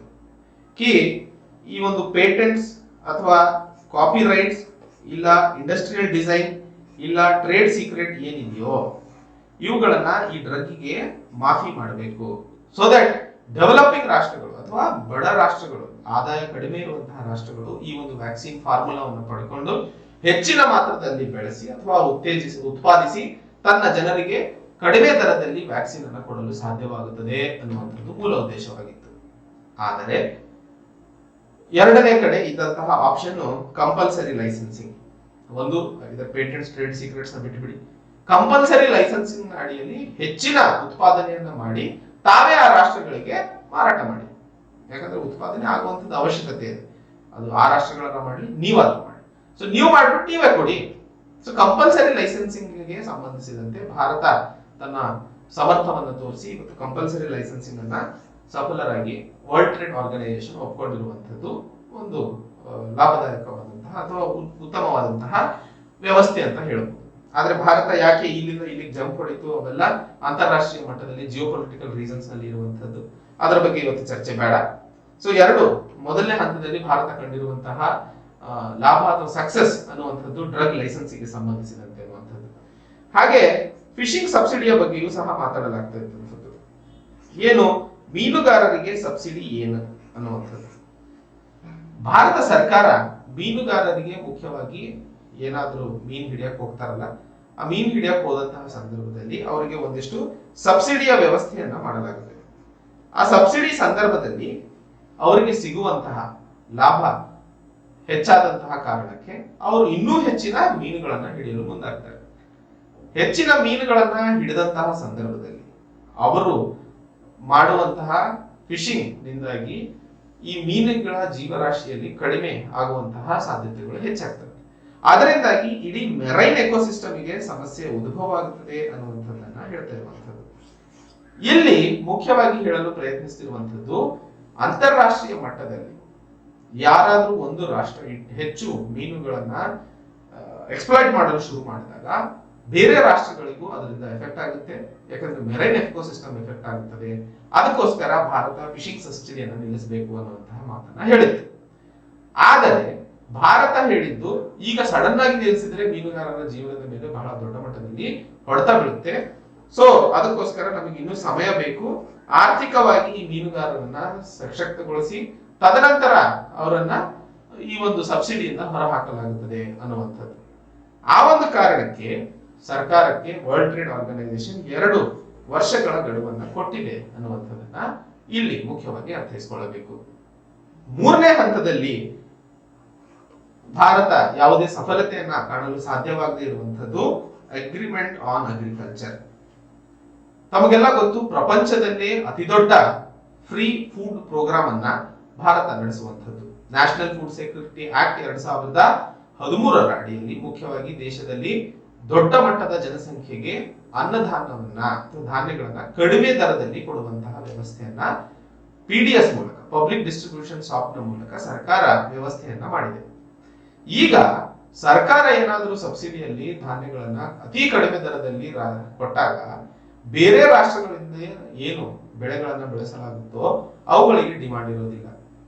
ಆ ಒಂದು ಕಾರಣಕ್ಕೆ ಬೇರೆ ರಾಷ್ಟ್ರದಲ್ಲಿ ಇರುವಂತಹ ಬೆಳೆಗಾರರಿಗೂ ಬೆಲೆ ಸರಿಯಾಗಿ ಸಿಗುವ ಅವಶ್ಯಕತೆ ಇದೆ ಅನ್ನುವಂತಹ ಕಾರಣಕ್ಕೆ ಈ ಅಗ್ರಿಮೆಂಟ್ ಆನ್ ಅಗ್ರಿಕಲ್ಚರ್ ನ ಜಾರಿಗೆ ತಂದು ಒಟ್ಟು ಅಗ್ರಿಕಲ್ಚರ್ ಪ್ರೊಡಕ್ಷನ್ ಅನ್ನ 10%ಕ್ಕಿಂತ ಹೆಚ್ಚಿನ ಸಬ್ಸಿಡಿ ಕೊಡೋ ಹಾಗಿಲ್ಲ ಅನ್ನುವಂತಹ ಕಾನೂನನ್ನ ಜಾರಿಗೆ ತಂತು. ಆದರೆ ಭಾರತ ದೇಶದಲ್ಲಿ ಇರುವಂತಹ 130 ಕೋಟಿ ಜನಸಂಖ್ಯೆಯಲ್ಲಿ ಅತಿ ಹೆಚ್ಚು ಜನಸಂಖ್ಯೆ ಬಡತನ ರೇಖೆಗಿಂತಲೂ ಕಡಿಮೆ ಇರುವಂತಹ ಕಾರಣಕ್ಕೆ ನ್ಯಾಷನಲ್ ಫುಡ್ ಸೆಕ್ಯೂರಿಟಿ ಆಕ್ಟ್ ಅನ್ನು ತೆಗೆದುಹಾಕಲು ಸಾಧ್ಯವಿಲ್ಲ. ಅಂಡ್ ಈ ಅಗ್ರಿಮೆಂಟ್ ಆನ್ ಅಗ್ರಿಕಲ್ಚರ್ ಭಾರತಕ್ಕೆ ಅನ್ವಯವಾಗಲು ಸಾಧ್ಯವಾಗುವುದಿಲ್ಲ ಅನ್ನುವಂತಹ ವಿರೋಧವನ್ನ ಬಹಳ ದಿನಗಳಿಂದ ತೋರಿಸಿಕೊಡ್ತಾ ಇರುವಂತದ್ದು. ಆದರೆ ಇದರ ಬಗ್ಗೆ ಯಾವುದೇ ಒಂದು ನಿರ್ದಿಷ್ಟವಾದ ಸೂಕ್ತ ಕ್ರಮವನ್ನ ಅಥವಾ ಪ್ರಪೋಸಲ್ಗೆ ಬರದೇ ಇರುವಂತದ್ದು ಭಾರತಕ್ಕೆ ಕಂಟಕವಾಗಿ ಉಳ್ಕೊಳ್ಳಲಿದೆ ಅನ್ನುವಂಥದ್ದನ್ನ ಇಲ್ಲಿ ಹೇಳಲು ಪ್ರಯತ್ನಿಸ್ತಿರುವಂತದ್ದು. 4ನೇ ಹಂತದಲ್ಲಿ ದೆಹಲಿ ಸರ್ಕಾರ ಒಂದಿಷ್ಟು ದಿನಗಳ ಹಿಂದೆ ಪಬ್ಲಿಕ್ ಸ್ಟಾಕ್ ನಲ್ಲಿ ಇರುವಂತಹ ಅನ್ಯಧಾನ್ಯಗಳನ್ನ ರಫ್ತು ಮಾಡಲು ಹೋಗಿತ್ತು. ಅದಕ್ಕೆ WTO ತನ್ನ ನಿರಾಕರಣವನ್ನು ತೋರಿಸಿತ್ತು. ಮುಖ್ಯವಾಗಿ ಫುಡ್ ಸ್ಟಾಕ್ ಏನು ಸರ್ಕಾರದ ಅಧೀನದಲ್ಲಿರುತ್ತೋ ಅದು ಕಡಿಮೆ ಬೆಲೆಯಲ್ಲಿ ಖರೀದಿ ಮಾಡಿರುವಂತದ್ದು. ಅದನ್ನ ನೀವು ಅಂತಾರಾಷ್ಟ್ರೀಯ ಮಟ್ಟದಲ್ಲಿ ಮಾರಲು ಹೋದಾಗ ಕಡಿಮೆ ದರದಲ್ಲಿ ಮಾರ್ತೀರಾ. ಅದರಿಂದಾಗಿ ಬೇರೆ ರಾಷ್ಟ್ರದಲ್ಲಿ ಬೆಳೀತಾ ಇರುವಂತಹ ಬೆಳೆಗಾರರಿಗೆ ಪ್ರೈಸ್ ವೇರಿಯೇಷನ್ ಆಗುತ್ತೆ. ಯಾಕೆಂದ್ರೆ ನಾವು ಕಡಿಮೆ ಕೊಟ್ಟಾಗ ಇನ್ನೊಂದ್ ಕಡೆ ಜಾಸ್ತಿ ಸಿಕ್ಕಾಗ ನಮ್ದೇ ಬೆಳೆ ಜಾಸ್ತಿ ಮಾರಾಟ ಆಗುತ್ತೆ ಅಂತಾರಾಷ್ಟ್ರೀಯ ಮಟ್ಟದಲ್ಲಿ. ಸೊ ಆ ಒಂದು ಕಾರಣಕ್ಕೆ ಈ ರೀತಿಯ ಫುಡ್ ಸ್ಟಾಕ್ ಸರ್ಕಾರದ ಅಡಿಯಲ್ಲಿ ಇರುವಂತಹ ಅನ್ಯಧಾನ್ಯಗಳನ್ನ ರಫ್ತು ಮಾಡಲು ಪ್ರಾವಧಾನವಿಲ್ಲ ಅನ್ನುವಂತಹ ಮಾತನ್ನ ಇಲ್ಲಿ ಮುಖ್ಯವಾಗಿ ಹೇಳುವಂತದ್ದು. ಸೊ ಈ 2 ಕ್ಷೇತ್ರದ ಮೇಲೆ ಭಾರತ ಯಾವುದೇ ಲಾಭವನ್ನ ಕಾಣಲು ಸಾಧ್ಯವಾಗಿಲ್ಲ. ಹಿಂದಿನ 2 ಕ್ಷೇತ್ರದಲ್ಲಿ ಲಾಭ ಕಂಡಿದೆ ಅನ್ನುವಂತಹ ಆಲೋಚನೆ ಏನೋ ಮಾಡ್ಕೋಬಹುದು ಹೊರತು ನಿಜವಾಗಿಯೂ ಲಾಭವನ್ನ ಕಾಣಲು ಸಾಧ್ಯವಾಗಿಲ್ಲ ಅನ್ನುವಂತಹ ಮಾತನ್ನ ಮುಖ್ಯವಾಗಿ ಲೇಖಕರು ಇಲ್ಲಿ ಹೇಳಲು ಪ್ರಯತ್ನಿಸುತ್ತಿರುವಂತದ್ದು. ಇದರ ಜೊತೆಯಲ್ಲಿ ಮುಂದಿನ ಹಾಗೂ ಕೊನೆಯ ಆದಂತಹ ಆರ್ಟಿಕಲ್ ಇವತ್ತಿನ ಡಿಸ್ಕಷನ್ ನಲ್ಲಿ ಅಂಡರ್ಸ್ಟ್ಯಾಂಡಿಂಗ್ ಅಗ್ನಿಪಥ್ ಪ್ರೊಟೆಸ್ಟ್. ಈ ಆರ್ಟಿಕಲ್ ಅಲ್ಲಿ ಮುಖ್ಯವಾಗಿ ಬರೆಯಕ್ಕೇನು ಇಲ್ಲ, 2 ಮುಖ್ಯವಾದ ವಿಷಯಗಳ ಬಗ್ಗೆ ಇಲ್ಲಿ ಅರ್ಥೈಸಿಕೊಳ್ಳಬೇಕಾಗಿರುವಂತದ್ದು. ಅಗ್ನಿಪಥ್ ಕಾರ್ಯಕ್ರಮದ ವಿರುದ್ಧ ವಿದ್ಯಾರ್ಥಿಗಳು ಬಿಹಾರ ಮತ್ತು ಯುಪಿ ಅಥವಾ ದೇಶದ ಬೇರೆ ಬೇರೆ ಭಾಗಗಳಲ್ಲಿ ಮಾಡ್ತಾ ಇರುವಂತಹ ಪ್ರೊಟೆಸ್ಟ್ಗೆ ಸಂಬಂಧಿಸಿದಂತೆ ಚರ್ಚೆಯನ್ನು ಮಾಡಿದ್ವಿ. ಸರಿಯಾದ ಮಾಹಿತಿ ಇಲ್ಲದೆ ಇರುವಂತದ್ದು ಅಥವಾ ಜನರಿಗೆ ಇರುವಂತಹ ಭಯ ಅಂತ ಹೇಳ್ಬೋದು ಅಥವಾ ರಾಜಕೀಯವಾದಂತಹ ವಿರೋಧಗಳು ಅಂತಾನೂ ಹೇಳಲಾಗ್ತಾ ಇದೆ. ಆದರೆ ಇವತ್ತಿನ ಸಂದರ್ಭದಲ್ಲಿ ನಿರುದ್ಯೋಗದ ಸಮಸ್ಯೆ ಏನೋ ನಿಜ ಅನ್ನುವಂಥದ್ದಂತೂ ಖಚಿತವಾದಂತಹ ಮಾಹಿತಿ. ಈಗ ಸರ್ಕಾರ 4 ವರ್ಷದ ಅವಧಿಗೆ ಸೈನ್ಯದಲ್ಲಿ ವಿದ್ಯಾರ್ಥಿಗಳನ್ನ ತಗೊಂಡು ತದನಂತರ ಅವರಿಗೆ ಹೊರ ಕಳಿಸ್ತೀವಿ, ಅಂದ್ರೆ 75% ಜನರನ್ನ ನಾವು ಹೊರ ಕಳಿಸ್ತೀವಿ ಅನ್ನುವಂತಹ ಮಾತನ್ನ ಹೇಳ್ತಾ ಇರುವಂತದ್ದು. ನಮ್ಮ ದೇಶದಲ್ಲಿ ಸಣ್ಣ ಮತ್ತು ಮಧ್ಯಮ ವರ್ಗ ಕುಟುಂಬಗಳು ಬಹಳ ಜಾಸ್ತಿ ಇದಾವೆ. ಇವರಿಗೆ ಸಾಮಾಜಿಕ ವ್ಯವಸ್ಥೆಯಲ್ಲಿ ಬೆಳೆಯಲು ಇರುವಂತಹ ಒಂದೇ ಒಂದು ಅವಕಾಶ ನೆನ್ಪಿಟ್ಕೊಳ್ಳಿ, ಇರುವಂತದ್ದು ಸರ್ಕಾರಿ ನೌಕರಿ. ಹಾಗೆ ಆರ್ಥಿಕವಾದಂತಹ ಸಮಸ್ಯೆಗಳಿಗೆ ಎದುರಿಸಲು ನಿರ್ದಿಷ್ಟವಾದಂತಹ ತಿಂಗಳಿನ ಸಂಬಳ ಹಾಗೂ ರಿಟೈರ್ಮೆಂಟ್ ನಂತರ ಕೊಡುವಂತಹ ಆದಾಯ ಸರ್ಕಾರಿ ನೌಕರರಿಗೆ ಮಾತ್ರ. ಹಾಗೆ 2 ಮೂಲ ಉದ್ದೇಶಗಳು ನೆನ್ಪಿಟ್ಕೊಳ್ಳಿ. ಸಮಾಜದಲ್ಲಿ ಏಳಿಗೆ, ಸಾಮಾಜಿಕ ಕ್ಷೇತ್ರದಲ್ಲಿ ನಾನು ಹೇಳ್ತೀನಿ ಸೋಷಿಯಲ್ ಲ್ಯಾಡರ್ ಅಂತ ಹೇಳಿ, ಒಬ್ಬ ಲೋ ಇನ್ಕಮ್ ಸಾಮಾನ್ಯ ವರ್ಗದ ವ್ಯಕ್ತಿ ಮೇಲ್ ಬೆಳಿಬೇಕು ಅಂತಂದ್ರೆ ಅವನಿಗೆ ಒಂದು ಅವಕಾಶ ಬೇಕಲ್ಲ, ಒಂದು ಏನಾದ್ರೂ ಸಹಾಯ ಹಸ್ತ ಬೇಕು. ಆ ಸಹಾಯ ಹಸ್ತ ಎಲ್ಲಿಂದ ಬರುತ್ತೆ, ಯಾರು ಕೊಡ್ತಾರೆ? ಆ ರೀತಿಯ ಪ್ರಶ್ನೆಗಳು ಎದುರಾದಂತಹ ಸಂದರ್ಭದಲ್ಲಿ ಇವತ್ತು ಬಹಳಷ್ಟು ವಿದ್ಯಾರ್ಥಿಗಳಲ್ಲಿ ಉದ್ಭವವಾಗಿರುವಂತಹ ಪ್ರಶ್ನೆಯೇ ಸಮಾಜದಲ್ಲಿ ಏಳಲು ನನಗೆ ಅವಕಾಶಗಳು ಕರ್ಕೊಂಡು ಅಥವಾ ತೆಗೆದು ಹಾಕ್ತಿದ್ದಾರೆ ಅನ್ನುವಂಥದ್ದು. ನಾನು ಈ ಇಡೀ ಎಕ್ಸಾಮಿನೇಷನ್ ಅನ್ನೇ ಆಕ್ಚುಲಿ ಯಾವಾಗ್ಲೂ ಹೇಳ್ತೀನಿ, ಮಧ್ಯಮ ವರ್ಗ ಬಹಳ ದೊಡ್ಡ ಮಟ್ಟದಲ್ಲಿ ಸರ್ಕಾರಿ ನೌಕರರಿಗೆ ಅಥವಾ ಸರ್ಕಾರಿ ನೌಕರಿಗೆ ಹೊಡೆದಾಡುವಂಥದ್ದು. ಯಾರು ದುಡ್ಡಿರುವಂತವ್ರು ಅಥವಾ ಸಮಾಜದಲ್ಲಿ ಏಳಿಗೆ ಕಂಡಿರುವಂತವ್ರು ಸರ್ಕಾರಿ ನೌಕರರ ಬಗ್ಗೆ ಹೆಚ್ಚಿಗೆ ಆಲೋಚಿಸಲ್ಲ. ಯಾಕಂದ್ರೆ ಕೊಡುವಂತಹ ಸಂಬಳನೂ ಅಷ್ಟಕ್ಕಷ್ಟೇ ಇರುತ್ತೆ. ಸಮಾಜದಲ್ಲಿ ಅವ್ರಿಗೆ ಬೇಕಾದಂತಹ ಹೆಸರು ಬೇರೆ ಬೇರೆ ಕ್ಷೇತ್ರಗಳಿಂದ ಅವ್ರಿಗೆ ಸಿಗ್ತಾ ಇರುತ್ತೆ. ಸೊ ಆ 2 ಅವ್ರಿಗೆ ಸಿಕ್ಕಿರೋದ್ರಿಂದ ಇವತ್ತು ಹೊಡೆದಾಡುವಂತಹ ವಿದ್ಯಾರ್ಥಿಗಳು ಉದ್ಯೋಗಕ್ಕೆ ಸಂಬಂಧಿಸಿದಂತೆ ಯಾರು? ಇವರೆಲ್ಲ ಸಣ್ಣ ಮತ್ತು ಮಧ್ಯಮ ವರ್ಗದವರು. ಇವ್ರಿಗೆ ಬೆಳೆಯೋದಕ್ಕೆ ಅವಕಾಶ ಎಲ್ಲಿದೆ? ಸೊ ಆ ಒಂದು ಕಾರಣಕ್ಕೆ ಹೆಚ್ಚಿನ ಹಿಂಸಾತ್ಮಕ ಚಟುವಟಿಕೆಗಳು ನಡೀತಾ ಇರುವಂತದ್ದು. ಒಂದು ಕಡೆ ಹೌದು, ಯಾವುದೇ ಹಿಂಸಾತ್ಮಕ ಚಟುವಟಿಕೆಗಳಿಗೆ ವಿದ್ಯಾರ್ಥಿಗಳು ಒಳ ಹೋಗುವ ಅವಶ್ಯಕತೆ ಇಲ್ಲ. ಇವತ್ತು ದೇಶದ ಹೆಚ್ಚಿನ ಜನಸಂಖ್ಯೆ ಡೆಮೋಗ್ರಫಿಕ್ ಡಿವಿಡೆಂಡ್ ಅಂತ ಏನ್ ಹೇಳ್ತೀವೋ ಅದು ಯುವಕರದೇ ಆಗಿದೆ ಅನ್ನುವಂಥದ್ದು ತಾವೆಲ್ಲ ನೆನ್ಪಿಟ್ಕೋ. ಅಂಡ್ ಈ ಯುವಕರು ಯಾವ ರೀತಿ ಸಂವಿಧಾನದ ಚೌಕಟ್ಟಿನಲ್ಲಿ ನಮ್ಮ ಅಧಿಕಾರಗಳನ್ನ ಪಡ್ಕೊಳ್ಳಲು ಸಾಧ್ಯವಾಗುತ್ತದೆ ಅನ್ನುವಂಥದ್ದನ್ನ ಆಲೋಚಿಸಬೇಕು. ಎಲ್ಲರೂ ಒಂದಾಗಿ ಶಾಂತಿಯುತವಾಗಿ ತಮಗೆ ಇರುವಂತಹ ಕುಂದುಕೊರತೆಗಳನ್ನ ಸರ್ಕಾರಕ್ಕೆ ತಿಳಿಸಿದಂತಹ ಸಂದರ್ಭದಲ್ಲಿ ಸರ್ಕಾರ ಅದರ ಬಗ್ಗೆ ಕ್ರಮ ಕೈಗೊಳ್ಳಲೇಬೇಕಾಗುತ್ತದೆ. ಯಾಕಂದ್ರೆ ನಮಗೆ ಇರುವಂತಹ ಆಯುಧ ಪ್ರತಿ 5 ವರ್ಷಕ್ಕೊಮ್ಮೆ ಸಿಗುವಂತಹ ಚುನಾವಣೆ, ಅದನ್ನು ಸಹ ಮಾಡ್ಕೋತೀವಿ. ಅದು ಸೆಕೆಂಡರಿ ಕ್ವೆಶ್ಚನ್, ಅದು ಅದ್ರ ಬಗ್ಗೆ ಮಾತಾಡೋ ಅವಶ್ಯಕತೆ ಇಲ್ಲ. ಬಟ್ ಎಲ್ಲಿವರೆಗೂ ಈ ದೇಶದ ಪ್ರತಿಯೊಬ್ಬ ನಾಗರಿಕನು ಇರ್ರೆಸ್ಪೆಕ್ಟಿವ್ ಆಫ್ ಏಜ್ ಈ ದೇಶ ನನ್ನದು ಹಾಗೂ ಈ ದೇಶ ನನಗೋಸ್ಕರ ಕೆಲಸ ಮಾಡುತ್ತದೆ ಅನ್ನುವಂತಹ ನಂಬಿಕೆ ಇರುತ್ತೋ ಅಲ್ಲಿವರೆಗೂ ಈ ದೇಶ ಯಾರು ಸಹ ಅಗಲಾಡ್ಸಕ್ ಸಾಧ್ಯ ಇಲ್ಲ. 75 ವರ್ಷದ ಇತಿಹಾಸದಲ್ಲಿ ಎಷ್ಟೋ ಈ ರೀತಿಯ ಸನ್ನಿವೇಶಗಳು ಬಂದು ಹೋದವು. ಸೊ ಅದ್ರ ಬಗ್ಗೆ ಏನು ಆಲೋಚನೆ ಮಾಡೋ ಅವಶ್ಯಕತೆ ಇಲ್ಲ. ನಮ್ಮ ಸಂವಿಧಾನ ಅಷ್ಟು ಗಟ್ಟಿಯಾಗಿದೆ, ಯಾವೊಬ್ಬ ವ್ಯಕ್ತಿಯಿಂದಲೂ ಯಾವೊಬ್ಬ ಸಣ್ಣ ವ್ಯವಸ್ಥೆಯಿಂದ ಇದನ್ನ ಅಗಲಾಡಿಸಕ್ ಸಾಧ್ಯ ಆಗೋಲ್ಲ ಅನ್ನುವಂಥದ್ದು. ಸೊ ಮುಖ್ಯವಾಗಿ ಅಗ್ನಿಪಥ್ ಪ್ರೊಟೆಸ್ಟ್ ನಲ್ಲಿ ಈ ಎರಡು ಮೂಲ ಉದ್ದೇಶಗಳು ಇದಾವೆ ಅನ್ನುವಂತಹ ಮಾತನ್ನ ಲೇಖಕರು ಇಲ್ಲಿ ಹೇಳಲು ಪ್ರಯತ್ನಿಸ್ತಿರುವಂತದ್ದು.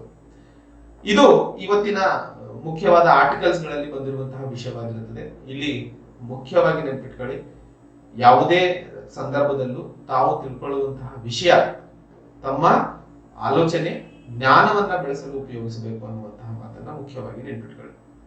ಅಂಡ್ ತಾವು ಬಂದಿರುವಂತಹ ಆಲೋಚನೆ ಹಾಗೂ ಗುರಿ ನೇರವಾಗಿ ಅದನ್ನ ಸಫಲವಾಗಿ ಅಥವಾ ಅದನ್ನ ಕ್ಯಾಪ್ಚರ್ ಮಾಡೋವರೆಗೂ ತಾವು ಡಿಸ್ಟ್ರಾಕ್ಟ್ ಆಗದೆ ಆ ಒಂದು ಕಡೆ ತಮ್ಮ ಕೆಲಸವನ್ನ ನಿರ್ವಹಿಸಿ.